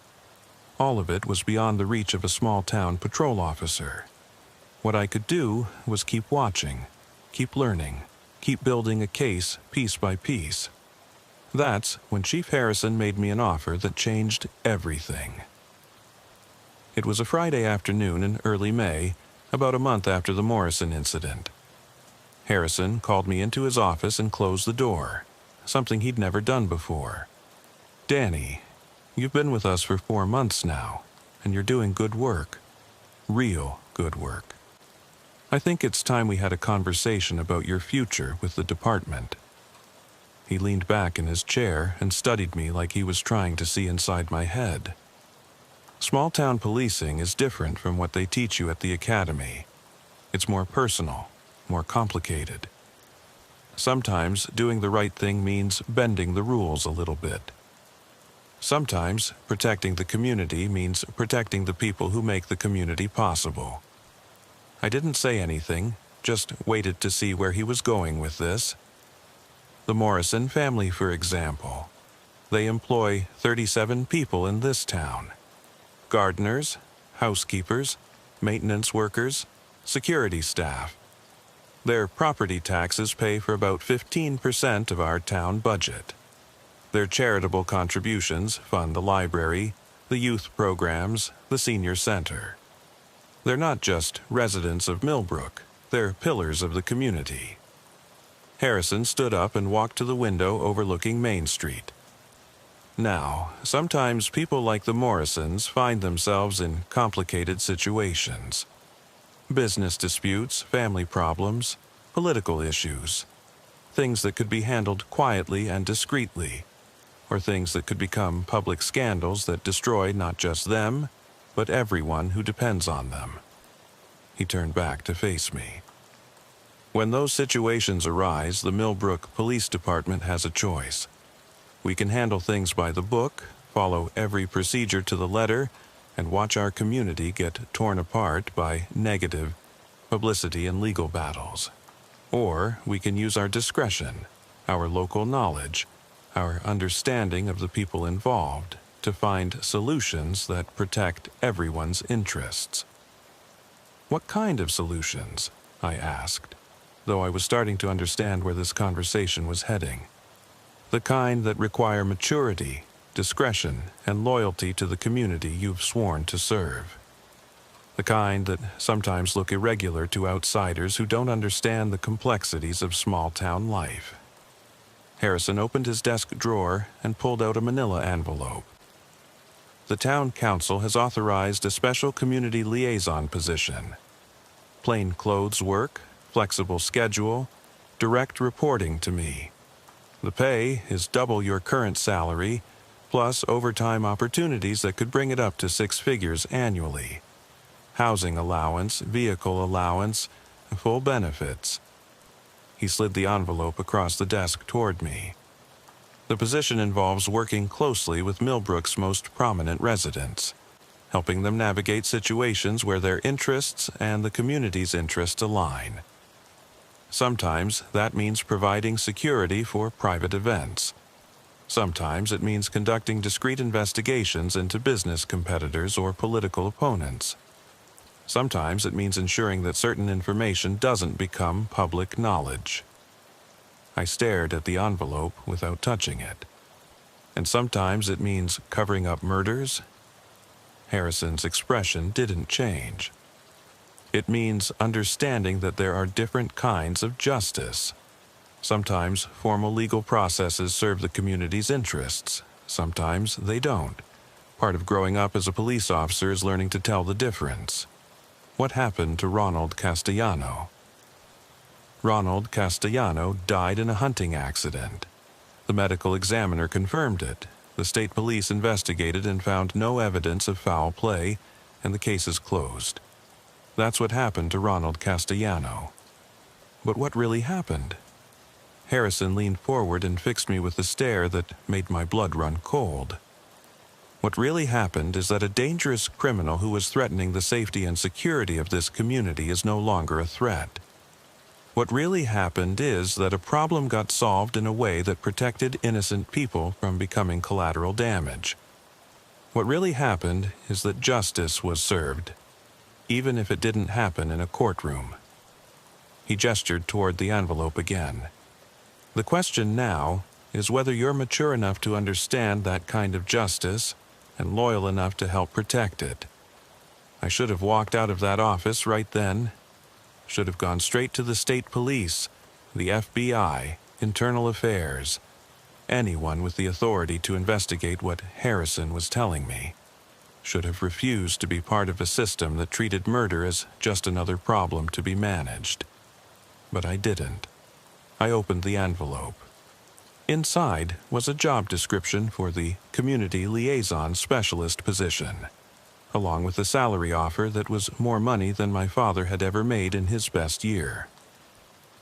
There was also a non-disclosure agreement that would legally prevent me from discussing anything I learned in the position, and a loyalty oath that pledged my complete discretion and absolute commitment to protecting the interests of the Millbrook community. And at the bottom of the pile was a photograph. It showed me standing on the Morrison Estate's front porch the night of Castellano's murder, talking on my cell phone to Chief Harrison. But the angle of the photo suggested it had been taken from inside the house, which meant someone had been watching me, documenting my presence at the scene. They had evidence that I'd been there. Evidence that I'd responded to the call, investigated the scene, and then filed a false report claiming nothing had happened. Evidence that could be used to destroy my career and possibly implicate me in a cover-up. Like I said, Harrison continued, small-town policing is more complicated than what they teach at the academy. Sometimes you find yourself in situations where your only choice is between being part of the solution or being part of the problem. I signed the papers. The community liaison position was everything Harrison had promised, and worse than anything I could have imagined. The work was irregular and often conducted at night or on weekends. Sometimes I provided security for private parties where I wasn't supposed to see or hear what was going on. Sometimes I investigated people who were asking too many questions about prominent residents' business activities. Sometimes I delivered messages that weren't supposed to leave paper trails, and sometimes I helped clean up messes that couldn't be allowed to become public scandals. The first mess I helped clean up involved a hit-and-run accident on Route 44, just outside Millbrook's town limits. A prominent local businessman's son had been driving drunk when he struck and killed a cyclist, then fled the scene. By the time state police responded to the accident, the son was safely at home with an alibi provided by a dozen witnesses who swore he'd been at a family dinner all evening. My job was to canvass the area around the accident scene and recover any security camera footage from nearby businesses before state police investigators could request it. The footage that might have shown the son's vehicle leaving the scene disappeared into an evidence storage facility that didn't officially exist. The cyclist's death was ruled an unsolved hit-and-run. The businessman's son continued his life without consequences. The family made a large anonymous donation to a bicycle safety advocacy group, and everyone agreed that justice had been served in its own way. The second mess involved a federal investigation into campaign finance violations by a congressman whose largest donors happened to be prominent Millbrook residents. My job was to monitor the activities of federal investigators who were staying at local hotels, document their movements, and report back on the progress of their investigation. I used my access to local police databases to run background checks on the investigators, identifying personal and financial information that could be used to pressure them if necessary. I also arranged for their hotel rooms to be accidentally double-booked, forcing them to stay farther away and making their investigation more difficult. The investigation was eventually dropped due to insufficient evidence, though I suspect the real reason was that the investigators had been convinced that pursuing the case would be bad for their careers. By the time I'd been in the liaison position for 6 months, I was making more money than I'd ever imagined possible, and living a lifestyle that would have been impossible on a patrol officer's salary. New car, expensive apartment in a converted mansion, designer clothes, regular dinners at restaurants that charged more for a meal than I used to make in a week. But I was also complicit in a system of corruption that went far beyond anything I'd understood when I first signed those papers in Chief Harrison's office. The Millbrook Police Department wasn't just covering up crimes committed by wealthy residents. It was actively participating in criminal enterprises that generated millions of dollars in illegal profits. Money laundering, tax evasion, political corruption, even human trafficking, all of it was being facilitated by a police department that had been completely captured by the criminal interests it was supposed to be fighting. And I was drowning in it. The turning point came in November, 8 months after I'd accepted the liaison position. Harrison called me into his office on a Sunday morning and told me we had a special situation that required immediate attention. A young woman named Sarah Chen, no relation to the dispatcher from my first story, had been asking questions about the death of Ronald Castellano. She was the investigative journalist from New York City who'd been researching connections between organized crime and political corruption in rural areas. Chen had somehow learned about the dinner party at the Morrison estate the night Castellano died, and she'd been interviewing neighbors, checking local records, and asking the kind of questions that could unravel years of carefully constructed cover stories.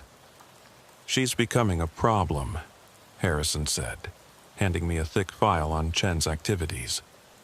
"She's talked to the neighbor who called in the noise complaint. She's requested autopsy records on Castellano, and she's scheduled interviews with several of our prominent residents."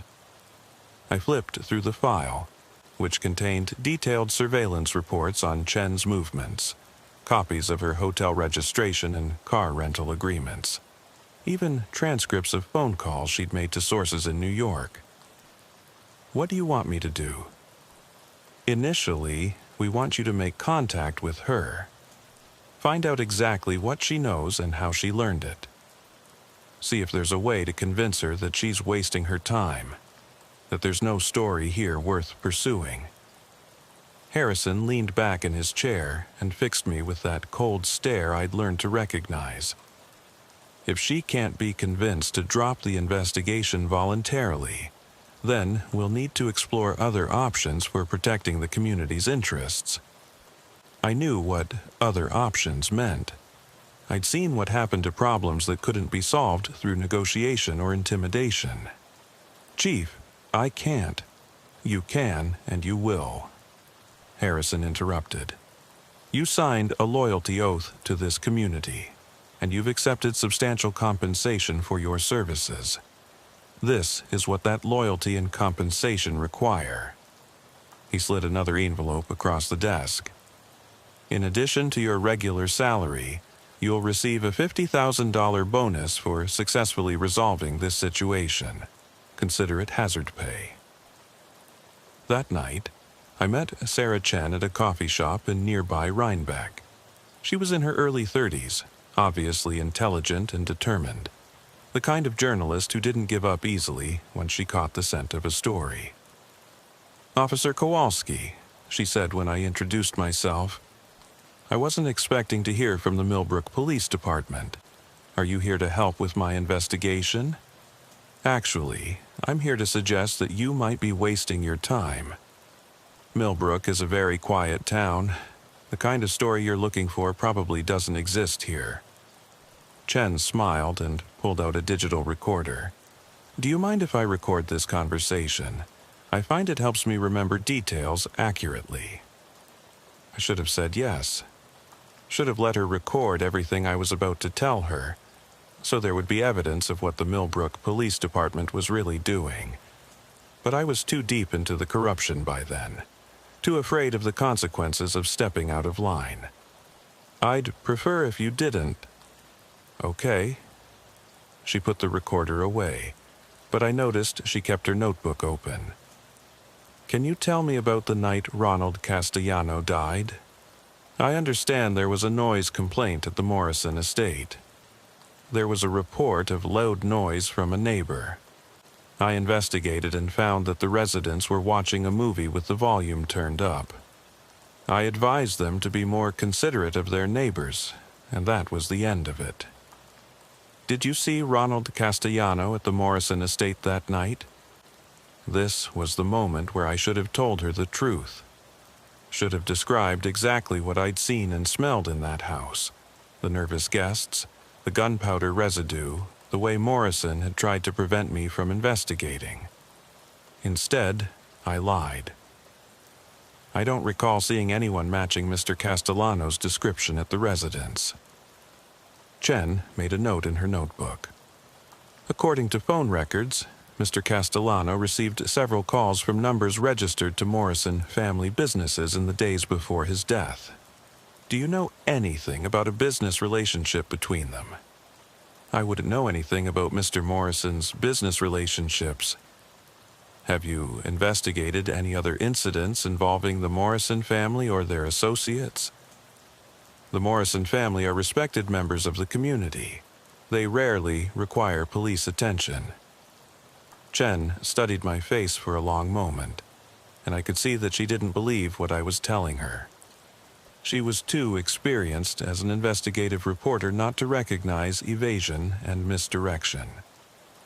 "Officer Kowalski, I've been researching corruption in small-town police departments for several years.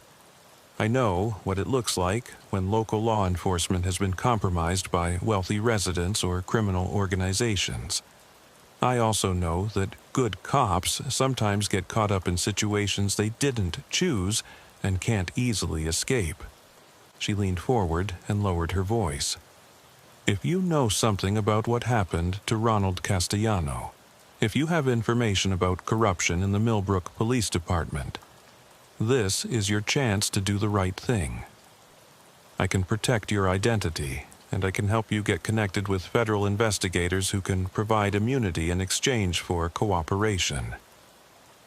For a moment, I considered telling her everything. About Harrison's offer, about the liaison position, about all the crimes I'd helped cover up over the past 8 months, about the system of corruption that had turned a small-town police department into a private security force for criminal organizations. But then, I thought about the loyalty oath I'd signed, the non-disclosure agreement that could send me to prison if I violated it, the photographs they had of me at the Morrison estate. I thought about the $50,000 bonus Harrison had offered, and the lifestyle I'd grown accustomed to, and the career I'd destroy if I became a whistleblower.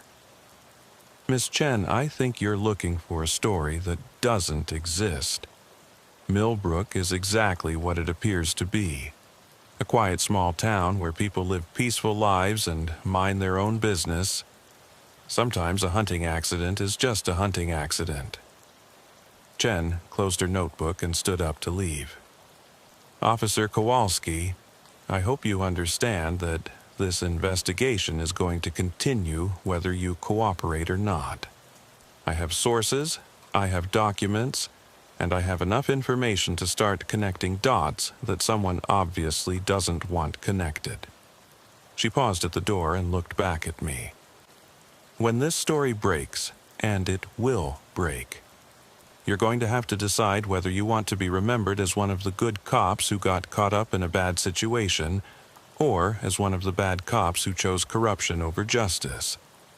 After she left, I sat in that coffee shop for 2 hours, trying to decide what to do. I knew Chen was right. She was going to continue her investigation, and eventually she was going to uncover enough evidence to expose the corruption in the Millbrook Police Department.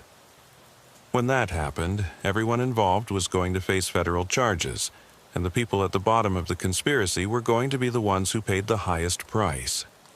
I also knew that Harrison and his associates weren't going to let Chen's investigation continue indefinitely. If they couldn't discredit her or intimidate her into backing off, they were going to solve the problem the same way they'd solved the problem with Ronald Castellano. When I got back to Millbrook, I called Harrison and told him that Chen couldn't be convinced to drop her investigation. "I see," he said. "In that case, we'll need to move to Phase 2 of our contingency plan." "What's Phase 2? "Ms. Chen appears to be struggling with depression and substance abuse issues. She's been drinking heavily while staying in the area, and she's been making increasingly erratic statements about conspiracy theories and police corruption. Unfortunately, people in her condition sometimes make poor decisions about their personal safety." The implication was clear. They were going to kill Sarah Chen and make it look like suicide. "Chief, I can't be part of that." "You already are part of it, Danny. You've been part of it since the day you signed that loyalty oath. The only question now is whether you're going to honor your commitments to this community, or whether you're going to become another problem that needs to be solved." That night, I sat in my expensive apartment, surrounded by all the things I'd bought with my corruption money, and tried to figure out how my life had gone so wrong so quickly. 8 months earlier, I'd been an idealistic rookie cop who wanted to make a difference in the world. Now, I was complicit in money laundering, evidence tampering, witness intimidation, and potentially murder. But I also knew that if I tried to back out now, if I tried to go to federal authorities or cooperate with Chen's investigation, I would probably end up like Ronald Castellano, another accident that would be investigated by the same corrupt department that had arranged it. The next morning, Harrison called me into his office and laid out the plan for dealing with Sarah Chen. Chen had been staying at a bed and breakfast in Rhinebeck, about 15 minutes from Millbrook. She'd been drinking alone at the bar every night, asking locals about the Morrison family and the Castellano case, making the kind of inquiries that made people uncomfortable. Tonight, she's going to have a few too many drinks and decide to drive back to New York City despite being intoxicated, Harrison explained. Unfortunately, Route 9 can be very dangerous at night, especially for someone who's not familiar with the area and might be impaired. He showed me a map of a stretch of highway that ran along the Hudson River, with several sharp curves and steep drops that would be treacherous for an impaired driver. There's a particular curve at mile marker 47 where vehicles occasionally leave the roadway and end up in the river. Usually, by the time the vehicle is recovered, it's impossible to determine whether the driver was impaired, had a medical emergency, or simply lost control due to road conditions. You want me to kill her? I want you to solve a problem that threatens everything we've built in this community. The method is up to you, but the outcome isn't negotiable. Harrison slid a set of car keys across the desk. Untraceable rental vehicle, paid for with cash, registered under a false identity. You'll make contact with Miss Chen at the bar, suggest that she's had too much to drink to drive safely, and offer to give her a ride back to her hotel. During the drive, you'll take a detour to dispose of the problem. And if I refuse, then you'll become part of the problem, and problems get solved one way or another. I took the keys. That evening, I drove to Rhinebeck in the rental car, a nondescript sedan that wouldn't be memorable to any witnesses. The plan was simple. Wait for Chen to leave the bar, approach her in the parking lot, convince her to accept a ride, then take her to the designated location on Route 9 where her accident would occur. But when I got to the bed and breakfast, Chen wasn't there. The bartender said she'd checked out that morning and driven back to New York City, leaving no forwarding information. I called Harrison immediately. "She's gone, left town this morning." There was a long pause before Harrison responded. "That's unfortunate, but not necessarily a problem. We'll monitor the situation and see what develops. What if she publishes her story?" If she publishes a story based on speculation and anonymous sources, it will be dismissed as conspiracy theory nonsense. If she tries to publish a story based on verifiable evidence, she'll discover that certain evidence has been sealed by court order or destroyed in accordance with records retention policies. And if she has enough evidence to make federal charges stick, then we'll implement the ultimate contingency plan. I didn't ask what the ultimate contingency plan involved. I was pretty sure I didn't want to know. For 3 weeks, nothing happened. No story appeared in any newspaper or magazine. No federal investigators showed up asking questions. Chen seemed to have disappeared as completely as if she'd never existed. I started to think that maybe Harrison had been right. Maybe Chen's investigation had been based on speculation and suspicion rather than solid evidence. Maybe she'd realized that she couldn't prove her theories and had moved on to other stories. Then I saw the news report. Investigative journalist Sarah Chen was found dead in her Manhattan apartment yesterday evening, apparent victim of a drug overdose. Chen, who specialized in reporting on political corruption and organized crime, had been struggling with depression and substance abuse issues according to friends and colleagues. Police found evidence of recent heroin use, and the medical examiner has tentatively ruled the death an accidental overdose pending toxicology results. The report included a brief mention that Chen had been working on a story about rural police corruption at the time of her death, but that her editor said the investigation had been indefinitely postponed due to lack of corroborating evidence. I knew immediately that it wasn't a drug overdose. Chen had been murdered by the same people who'd killed Ronald Castellano, using the same methods they'd planned to use on the Route 9 highway. They'd made it look like an accident. They'd controlled the investigation, and they'd ensured that her story would never be published. And I'd been part of it. Maybe I hadn't injected the heroin into her veins, but I'd helped create the circumstances that led to her death. I'd lied to her when she'd given me a chance to tell the truth. I'd reported her activities to the people who'd ultimately killed her. That night, I sat in my apartment and tried to figure out how to live with what I'd become. I joined the police force to protect people like Sarah Chen, honest citizens trying to expose corruption and hold powerful people accountable. Instead, I'd become one of the people she'd been trying to expose. But I also knew that if I tried to go to federal authorities now, if I tried to confess what I knew about Chen's murder or the Castellano case, I'd end up dead just like both of them. Harrison and his associates had too much money, too much power, too many connections to let a small-town patrol officer destroy everything they'd built. So I kept my mouth shut and continued doing my job, helping to cover up crimes and intimidate witnesses and protect the interests of people who treated murder as just another business expense. For 2 more years. The money was good, better than good. By the time I'd been in the liaison position for 3 years, I was making close to $200,000 annually between my salary, bonuses, and consulting fees from Morrison's various business entities. I owned a house that would have been impossible on a legitimate police officer's salary, drove a car that cost more than most people's annual income, and had a bank account that would have raised red flags if anyone had been paying attention to how much a small-town cop was earning.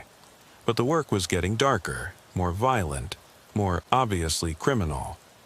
What had started as covering up minor indiscretions and business disputes had evolved into a full-scale criminal enterprise that used the Millbrook Police Department as its enforcement arm. We weren't just protecting wealthy residents from embarrassing scandals anymore. We were actively participating in their criminal activities. Money laundering through fake consulting contracts with the police department. Evidence tampering in federal investigations. Witness intimidation that sometimes escalated to physical violence. And increasingly, the elimination of people who posed threats to the organization. The breaking point came in March 2022, 3 years after I'd signed that loyalty oath in Chief Harrison's office. A state police detective named Lisa Martinez had been investigating financial irregularities in several rural police departments across the Hudson Valley. She'd noticed patterns in evidence handling, unusual budget allocations, and personnel files that suggested systematic corruption. Her investigation had started in Ulster County, but it was expanding to include departments in Dutchess, Columbia, and Greene counties, including the Millbrook Police Department.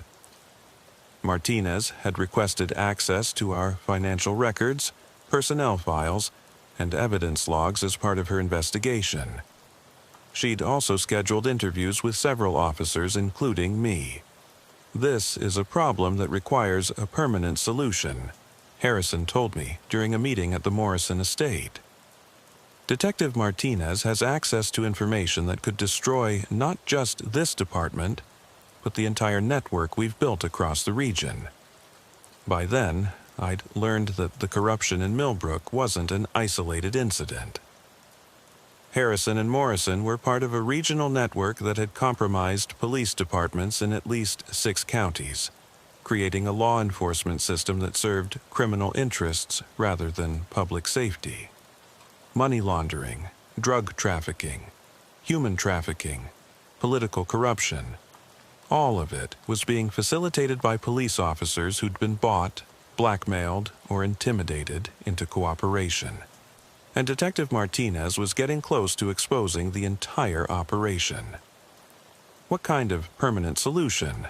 I asked, though I already knew the answer. The kind that ensures Detective Martinez doesn't continue her investigation or share her findings with federal authorities. Morrison leaned forward in his chair, fixing me with the cold stare I'd learned to associate with violence. Detective Martinez has a teenage daughter who attends boarding school in Connecticut. She also has elderly parents living in a retirement community in Florida. People in her situation need to understand that their family's safety depends on making responsible decisions about their professional activities. You want me to threaten her family?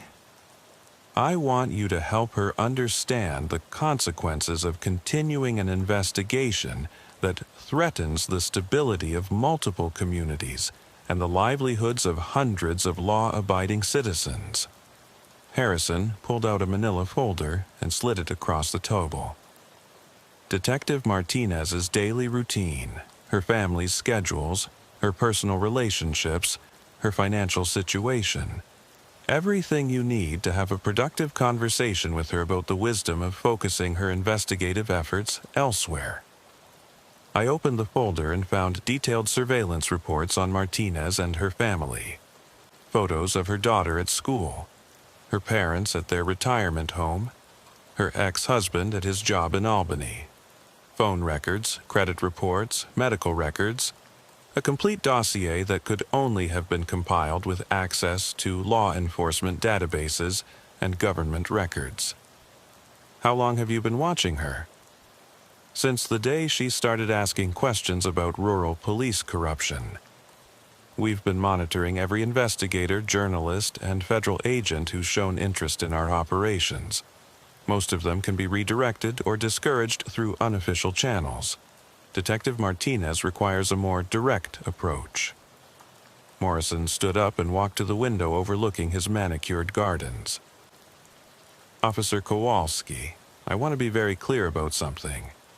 Detective Martinez's investigation threatens a business network that generates over $50 million annually and employs hundreds of people across multiple states. The people who benefit from this network include not just police officers like yourself, but politicians, judges, business leaders, and even federal agents who've been helpful in keeping certain investigations from proceeding. He turned back to face me. This isn't just about protecting a few corrupt cops in a small town. This is about protecting an entire ecosystem of mutually beneficial relationships that keep money flowing, problems solved, and communities stable.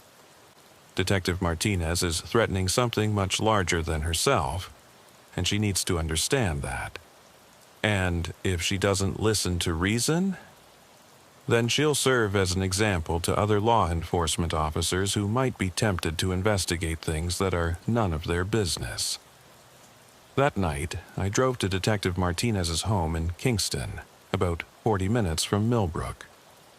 She lived in a modest, suburban neighborhood, the kind of middle-class area where state police detectives could afford to raise families on legitimate salaries. I'd been planning to approach her at her house to have a private conversation about the wisdom of continuing her investigation. But when I got there, I saw something that changed everything. Martinez was in her driveway, loading boxes into her car. Not suitcases or personal items, file boxes, the kind that contain case documents and evidence. She was working alone, moving quickly, looking over her shoulder like she expected someone to be watching her. I parked down the street and observed her activities through binoculars. She loaded about a dozen boxes into her car, then went back into the house and returned with a laptop bag and what looked like external hard drives. She was copying her investigation files and moving them somewhere safe, which meant she suspected that her official investigation was compromised, that someone had leaked information about her activities to the people she was investigating. I called Harrison immediately. She's moving her files, looks like she's copying everything, and taking it somewhere outside official channels. Where's she taking it? I don't know. She's being careful about surveillance, taking a circuitous route. But wherever she's going, she doesn't trust her own department to protect her investigation. There was a long pause before Harrison responded. Follow her. Find out where she's taking the files. Do not approach her directly. We need to know how much she's discovered and who else she might be working with. I followed Martinez through Kingston and onto Route 9W, heading south toward New York City. She drove carefully, staying within speed limits, checking her mirrors frequently.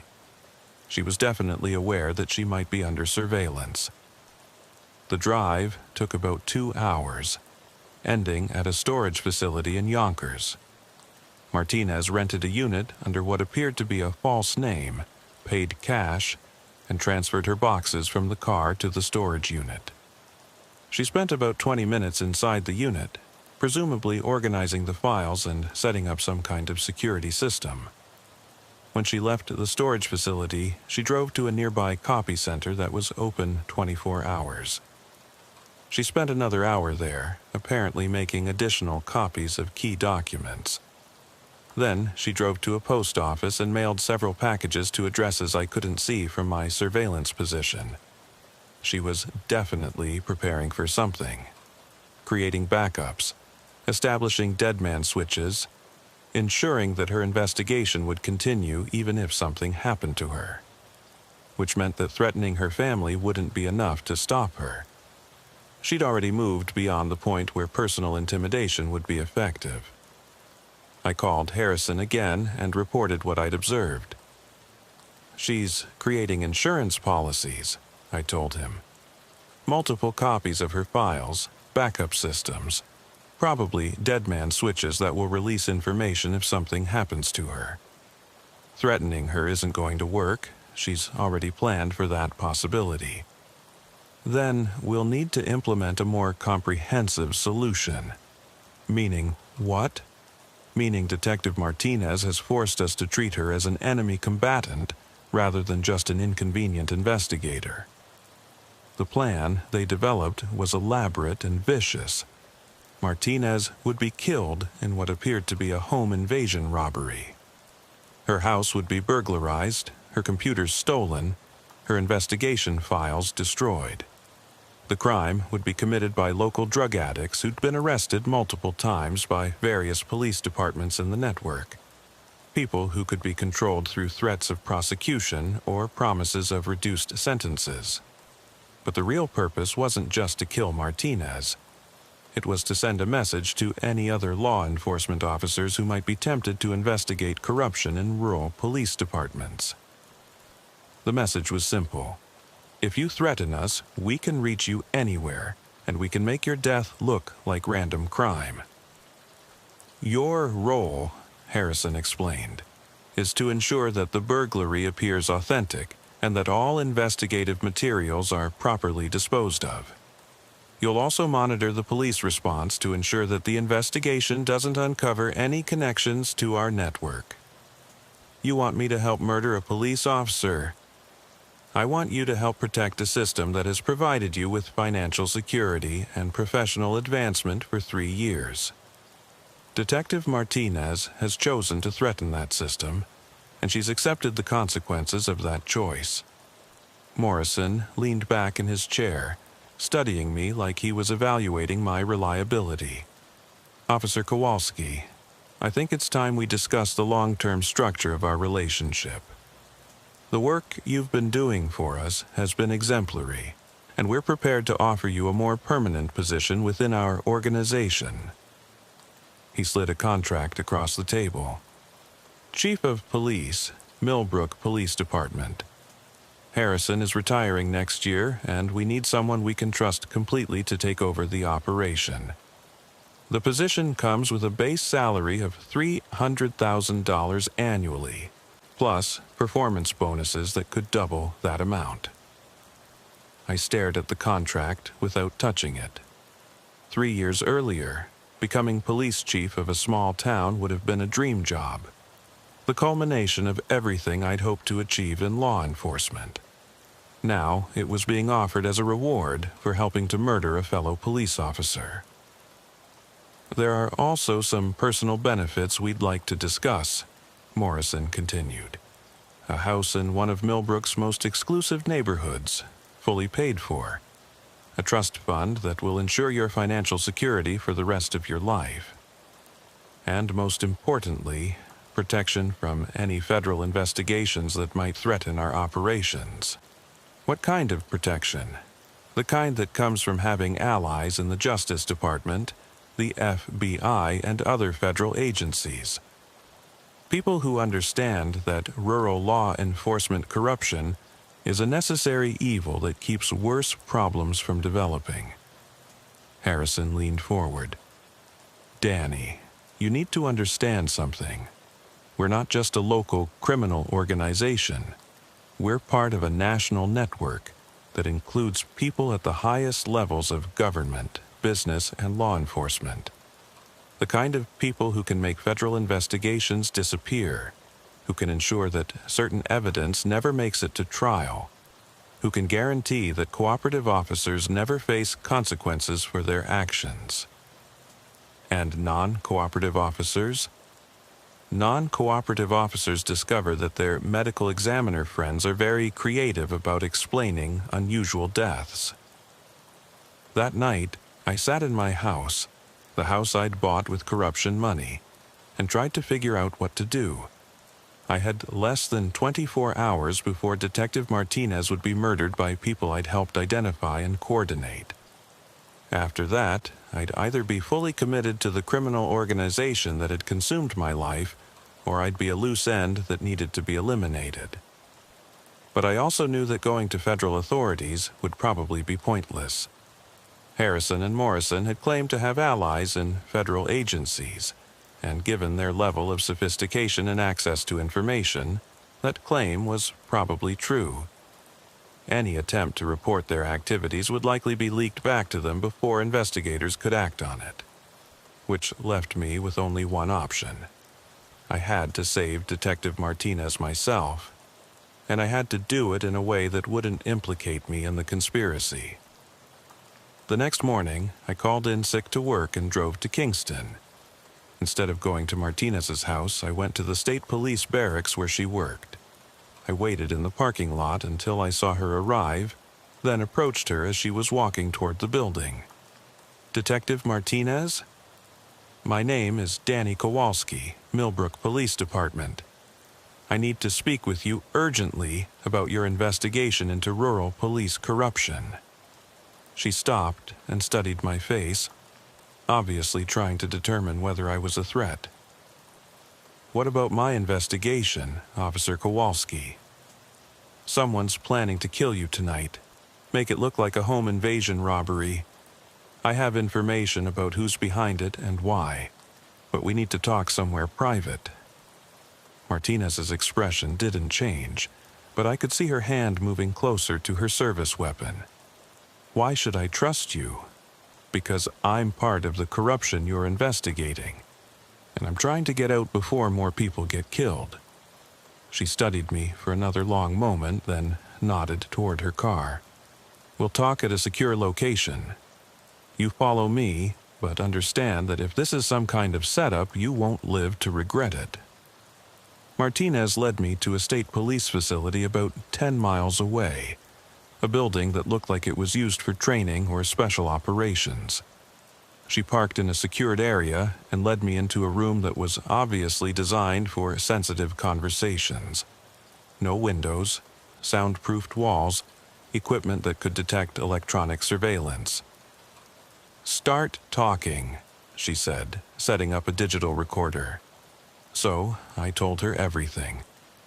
About Harrison's recruitment offer, about the liaison position, about the crimes I'd helped cover up over the past 3 years, about Ronald Castellanos' murder, about Sarah Chen's assassination, about the network of corruption that extended across multiple counties and reached into federal agencies. I told her about the plan to kill her that night, about the drug addicts who'd been recruited to carry out the murder, about the storage facility where she'd hidden her investigation files, and I told her about the contract Morrison had offered me to become the next chief of police in Millbrook. "Why are you telling me this?" she asked when I'd finished. "Because I've helped kill 2 people, and I can't help kill a third. Because I became a police officer to protect people, and instead, I've become the kind of person that good cops are supposed to stop." Martinez turned off the recorder and leaned back in her chair. "Officer Kowalski, what you've just told me describes one of the most sophisticated corruption networks I've ever encountered. If even half of it is true, we're dealing with a criminal organization that has compromised law enforcement at multiple levels. It's all true, and there's more. Connections to organized crime families, political corruption that reaches into the state capitol, federal agents who've been bought or blackmailed into cooperation. Can you prove any of it?" "I can prove my involvement. I have copies of contracts, payment records, communication logs. I can identify specific crimes and the people who committed them. But the really big fish, Morrison, Harrison, the federal contacts, they're too insulated for direct evidence." Martinez stood up and walked to a secure phone on the wall. "I'm calling the FBI, not through normal channels. Through a contact I trust completely, someone who specializes in law enforcement corruption cases." She made the call, speaking in a code that suggested this wasn't her first experience with compromised communications. When she hung up, she turned back to me. "A federal task force is going to take over this investigation immediately. They'll provide protection for both of us, while they develop the evidence needed to prosecute everyone involved." "What about tonight?" "The plan to kill you. Tonight, Detective Lisa Martinez is going to die in a home invasion robbery, just like they planned. But it won't be me. It'll be a federal agent using my identity. When the killers show up, they'll find themselves walking into a trap. The federal operation that followed was the largest law enforcement corruption investigation in New York State history. Over the course of 6 months, federal agents arrested 87 people on charges ranging from money laundering to murder. The defendants included police officers from 6 different departments, county prosecutors, state legislators, federal employees, and even a federal judge who'd been providing inside information about corruption investigations. Harrison, Morrison, and their associates were convicted on multiple federal charges and sentenced to life in prison without possibility of parole. The criminal network they'd built was dismantled completely, with assets worth over $200 million seized by federal authorities. But the damage to public trust in rural law enforcement took years to repair. Multiple police departments were disbanded and reconstituted under federal supervision. Dozens of criminal cases had to be overturned because evidence had been compromised by corrupt officers. Hundreds of victims of police corruption came forward with stories of crimes that had been covered up or investigations that had been sabotaged. As for me, I spent 8 months in federal protective custody while serving as a witness in the prosecution of my former colleagues. I testified in 17 different trials, providing evidence that helped convict people I'd once considered friends and mentors. When the trials were over, I entered the Federal Witness Protection Program and relocated to a different state. I'm no longer a police officer.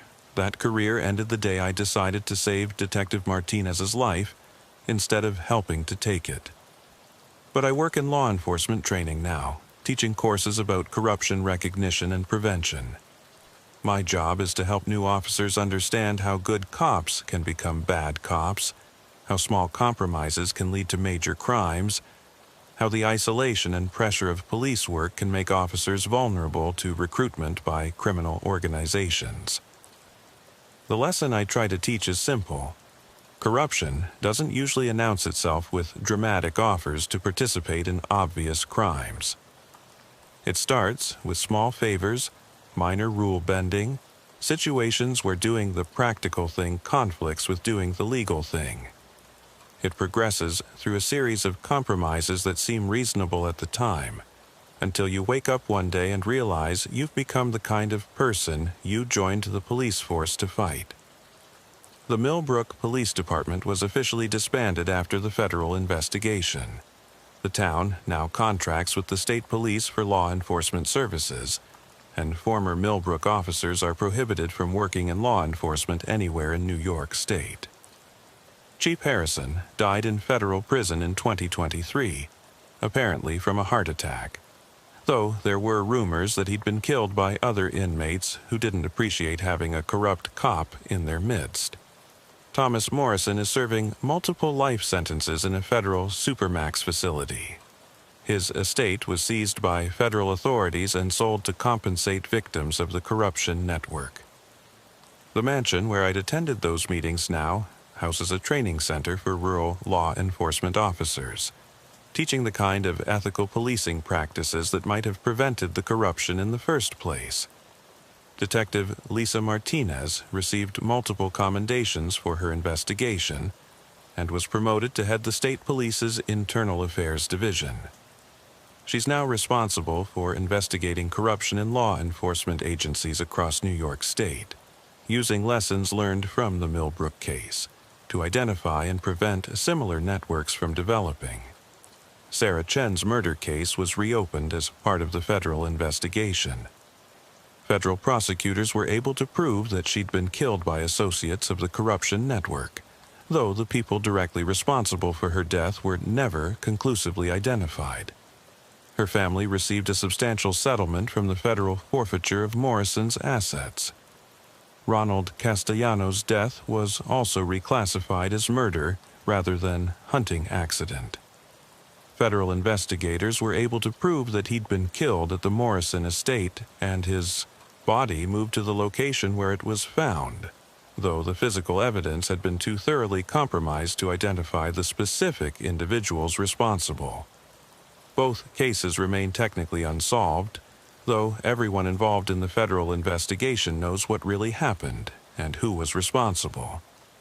As for the families of the victims, the people whose loved ones were killed to protect a criminal enterprise disguised as law enforcement, they received financial compensation from the federal forfeiture proceedings. But money can't bring back the dead, can't undo the trauma of losing someone to police corruption, can't restore faith in institutions that were supposed to protect them. The real cost of police corruption isn't measured in dollars or prison sentences.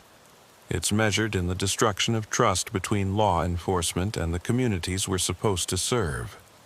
When people can't trust that police officers will protect them rather than prey on them. When they can't be sure that reporting crimes will lead to justice rather than retaliation. When they have to wonder whether the person wearing a badge is there to help them or harm them, that's when the entire system of law and order breaks down. The Millbrook case taught me that police corruption is like cancer. It starts small, spreads quickly, and destroys everything it touches. The only way to prevent it is early detection and aggressive treatment. Officers need to understand the warning signs. Departments need systems for reporting and investigating suspicious activity, and communities need oversight mechanisms that can identify problems before they become systemic. But most importantly, individual officers need to understand that they have choices. When supervisors ask them to bend rules or ignore evidence, when wealthy residents offer special compensation for special services, when criminal organizations try to recruit them as allies, they can say no. They can report the approaches to appropriate authorities. They can choose to remain the kind of police officers they intended to become rather than the kind they're being pressured to become. I didn't make those choices when I had the chance. I let myself be recruited into a criminal organization because the money was good and the alternatives seemed dangerous. I convinced myself that minor rule bending was acceptable, that protecting wealthy residents was part of community policing, that looking the other way occasionally was just practical law enforcement. By the time I realized what I'd become, I was already complicit in multiple murders and facing a choice between helping to kill a police officer or accepting that I'd probably be killed myself. I made the right choice eventually, but it was almost too late. 2 people died because I didn't have the courage to do the right thing when it mattered most. A journalist who was trying to expose corruption, and a lobbyist who'd become inconvenient to his criminal associates. Their deaths will be on my conscience for the rest of my life, no matter how many corruption cases I help solve, or how many officers I help train to recognize and resist recruitment by criminal organizations. The badge doesn't make you a good person. The uniform doesn't guarantee that you'll do the right thing. The authority we're given as police officers can be used to protect communities or to prey on them. And the choice between those options is made not in academy classrooms or policy manuals, but in real-world situations where doing the right thing might be expensive, dangerous, or professionally damaging. Every police officer faces that choice multiple times during their career. The officers who consistently choose integrity over convenience, justice over expediency, public service over personal benefit, those are the ones who remain police officers in the truest sense of the term. The ones who make different choices become something else entirely, no matter what their badge says or what authority they wield. I learned that lesson too late to save Sarah Chen or Ronald Castellano. But maybe sharing that lesson can help other officers make better choices when they face similar situations. Maybe it can help prevent the next Millbrook Police Department from becoming a criminal enterprise disguised as law enforcement. Maybe it can help preserve some small piece of the public trust that police corruption destroys. That's what I tell myself anyway, when I wake up in the middle of the night thinking about the people who died because I was too weak, too greedy, or too scared to do the job I'd sworn to do. But the story doesn't end with federal convictions and witness protection. 3 years after the trials ended, I got a call that brought everything full circle in the most terrifying way possible. I was living under a new identity in a small town in Oregon, working as a civilian instructor at a police training academy, when my federal handler, "We're fighting a hydra," Rodriguez told me. "Every time we cut off one head, 2 more grow back." The people running these networks are learning from their predecessors' mistakes. The investigation that followed was even more extensive than the original Millbrook case. Federal agents identified corruption networks in rural police departments across 17 states, all using similar methods and connected through overlapping business relationships and political alliances. Some of these networks were more sophisticated than the Millbrook operation had been. They used encrypted communications, cryptocurrency transactions, and international money laundering systems that made their activities much harder to trace. They recruited officers more carefully, using psychological profiling and gradual corruption processes that made detection more difficult. Most importantly, they'd learned to diversify their operations across multiple jurisdictions and agencies, making it almost impossible for any single investigation to expose the full scope of their activities. The trials that followed the nationwide investigation took 3 years to complete and resulted in convictions of over 400 people, including police officers, sheriff's deputies, prosecutors, judges, politicians, and business leaders. It was the largest law enforcement corruption prosecution in U.S. history. But even those convictions didn't end the threat. The people running these networks had anticipated federal prosecution and developed succession plans that allowed their operations to continue, even when key personnel were arrested. I spent 5 more years in witness protection, moving between safe houses and temporary identities while federal investigators worked to dismantle the remaining networks and neutralize the threats against witnesses like me. The psychological toll of that experience was worse than anything I'd endured during my time as a corrupt police officer.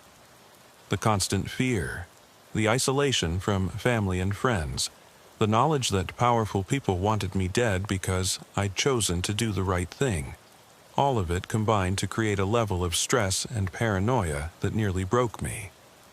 I developed panic attacks, insomnia, and a form of PTSD that made it difficult to function in normal social situations. Federal psychologists helped me understand that what I was experiencing was normal for witnesses in high-profile corruption cases, but understanding it didn't make it easier to live with. The breaking point came in 2028, when I learned that my elderly father had died while I was in protection. I couldn't attend his funeral, couldn't comfort my family, couldn't even contact them to express my condolences because doing so might have compromised my security and put them in danger. That's when I realized that the criminals had won, even though most of them were in prison. They'd successfully destroyed my life, separated me from everyone I cared about, and turned my decision to do the right thing into a source of perpetual suffering. But it was also when I decided to fight back. I contacted Agent Rodriguez and told her I wanted to come out of protection and return to law enforcement training work, even if it meant accepting the risks that came with a public identity. "Danny, these people are still out there," she warned. "They're still making threats, still targeting witnesses. If you surface now, you'll be vulnerable." "I've been vulnerable for 8 years," I replied. "But hiding hasn't protected me from them, and it hasn't stopped them from threatening other witnesses. Maybe it's time to try a different approach." Rodriguez arranged for me to meet with federal prosecutors and Justice Department officials who were developing new strategies for protecting witnesses in organized crime cases. What they told me was both encouraging and terrifying. The good news was that federal law enforcement had learned a great deal about corruption networks since the original Millbrook case. They'd developed new investigation techniques, better legal tools, and more effective methods of dismantling criminal organizations that had infiltrated police departments. The bad news was that the networks had evolved even faster than law enforcement's ability to counter them. They were using artificial intelligence to identify vulnerable officers, social media manipulation to influence local politics, and sophisticated financial instruments to hide their money laundering activities. We're essentially fighting a technological arms race, one of the prosecutors explained. Every time we develop new capabilities, they develop countermeasures. Every time we close one avenue of corruption, they open two new ones. But there was something else they told me that changed my perspective on everything I'd been through. The testimony I'd provided in the original Millbrook case had been used to develop new training programs for law enforcement officers across the country. Federal agencies were using my story, and the stories of other former corrupt officers who'd become whistleblowers, to help honest cops recognize and resist recruitment by criminal organizations. Your decision to save Detective Martinez's life and testify against the network has probably prevented thousands of officers from becoming corrupt, one of the Justice Department officials said. The training programs based on your experience have been implemented in over 3,000 police departments nationwide. That knowledge gave me the courage to make a decision that would have seemed impossible 8 years earlier. I decided to come out of witness protection and return to public law enforcement training work, using my real name and telling my real story to help other officers avoid the mistakes I'd made. The federal protection didn't end. I still have security measures that I can't discuss, and there are still people out there who would like to see me dead. But I'm no longer hiding from them, no longer allowing their threats to control my life. I currently work as a senior instructor at the Federal Law Enforcement Training Centers, where I teach courses on corruption recognition, ethical decision-making, and whistleblower protection. My classes are attended by federal agents, state investigators, and local police officers from around the country. The story I tell them is simple. Corruption doesn't announce itself with obvious criminal offers. It starts with small compromises that seem reasonable at the time. It progresses through a series of escalating commitments that make backing out increasingly difficult. And it ends with good people doing terrible things because they've lost sight of why they became police officers in the first place. But I also tell them that it's never too late to make the right choice. That courage isn't the absence of fear. It's doing the right thing despite being afraid. That protecting the public sometimes means protecting them from other police officers, even when those officers are your friends, your supervisors, or your partners. Most importantly, I tell them that law enforcement is a sacred trust that can't be bought, sold, or compromised without destroying something essential about the relationship between police and the communities they serve. The Millbrook Police Department no longer exists, but its legacy lives on in the training programs and investigative techniques that federal law enforcement has developed to prevent similar corruption from taking root elsewhere. Chief Harrison died in prison, but his methods are still being used by criminal organizations that recruit police officers in rural communities across the country. Thomas Morrison is serving multiple life sentences, but the money laundering systems he developed are still being used to clean criminal proceeds through legitimate businesses. The battle between corruption and integrity in American law enforcement continues, and it will probably continue for as long as there are people with badges and people with money who want to buy their services. But every officer who chooses integrity over convenience, every department that implements effective oversight systems, every community that holds its police accountable, all of them are part of the solution to a problem that threatens the foundation of law and order in our society. The corruption that destroyed the Millbrook Police Department wasn't unique, wasn't isolated, and wasn't a historical artifact that we can safely ignore. It's an ongoing threat that requires constant vigilance, continuous training, and unwavering commitment to the principles that make law enforcement a profession rather than just a job. That's the message I try to convey in every class I teach, every presentation I give, every conversation I have with law enforcement officers who are facing the same choices I faced in Millbrook. The badge gives you power, but it doesn't give you wisdom. The uniform commands respect, but it doesn't guarantee integrity. The authority we wield as police officers can be used to protect communities or to prey on them. And the difference between those choices defines not just individual careers, but the entire institution of law enforcement. I made the wrong choices for 3 years before I found the courage to make the right one. 2 people died because of my weakness, my greed, and my fear of doing what I knew was right. But maybe their deaths won't be completely meaningless if sharing their story helps other officers make better choices when they face similar situations. Maybe it will help preserve some small piece of the public trust that police corruption destroys one compromised officer at a time. That's what I tell myself when I wake up thinking about Sarah Chen and Ronald Castellano anyway. And sometimes on good days, I almost believe it.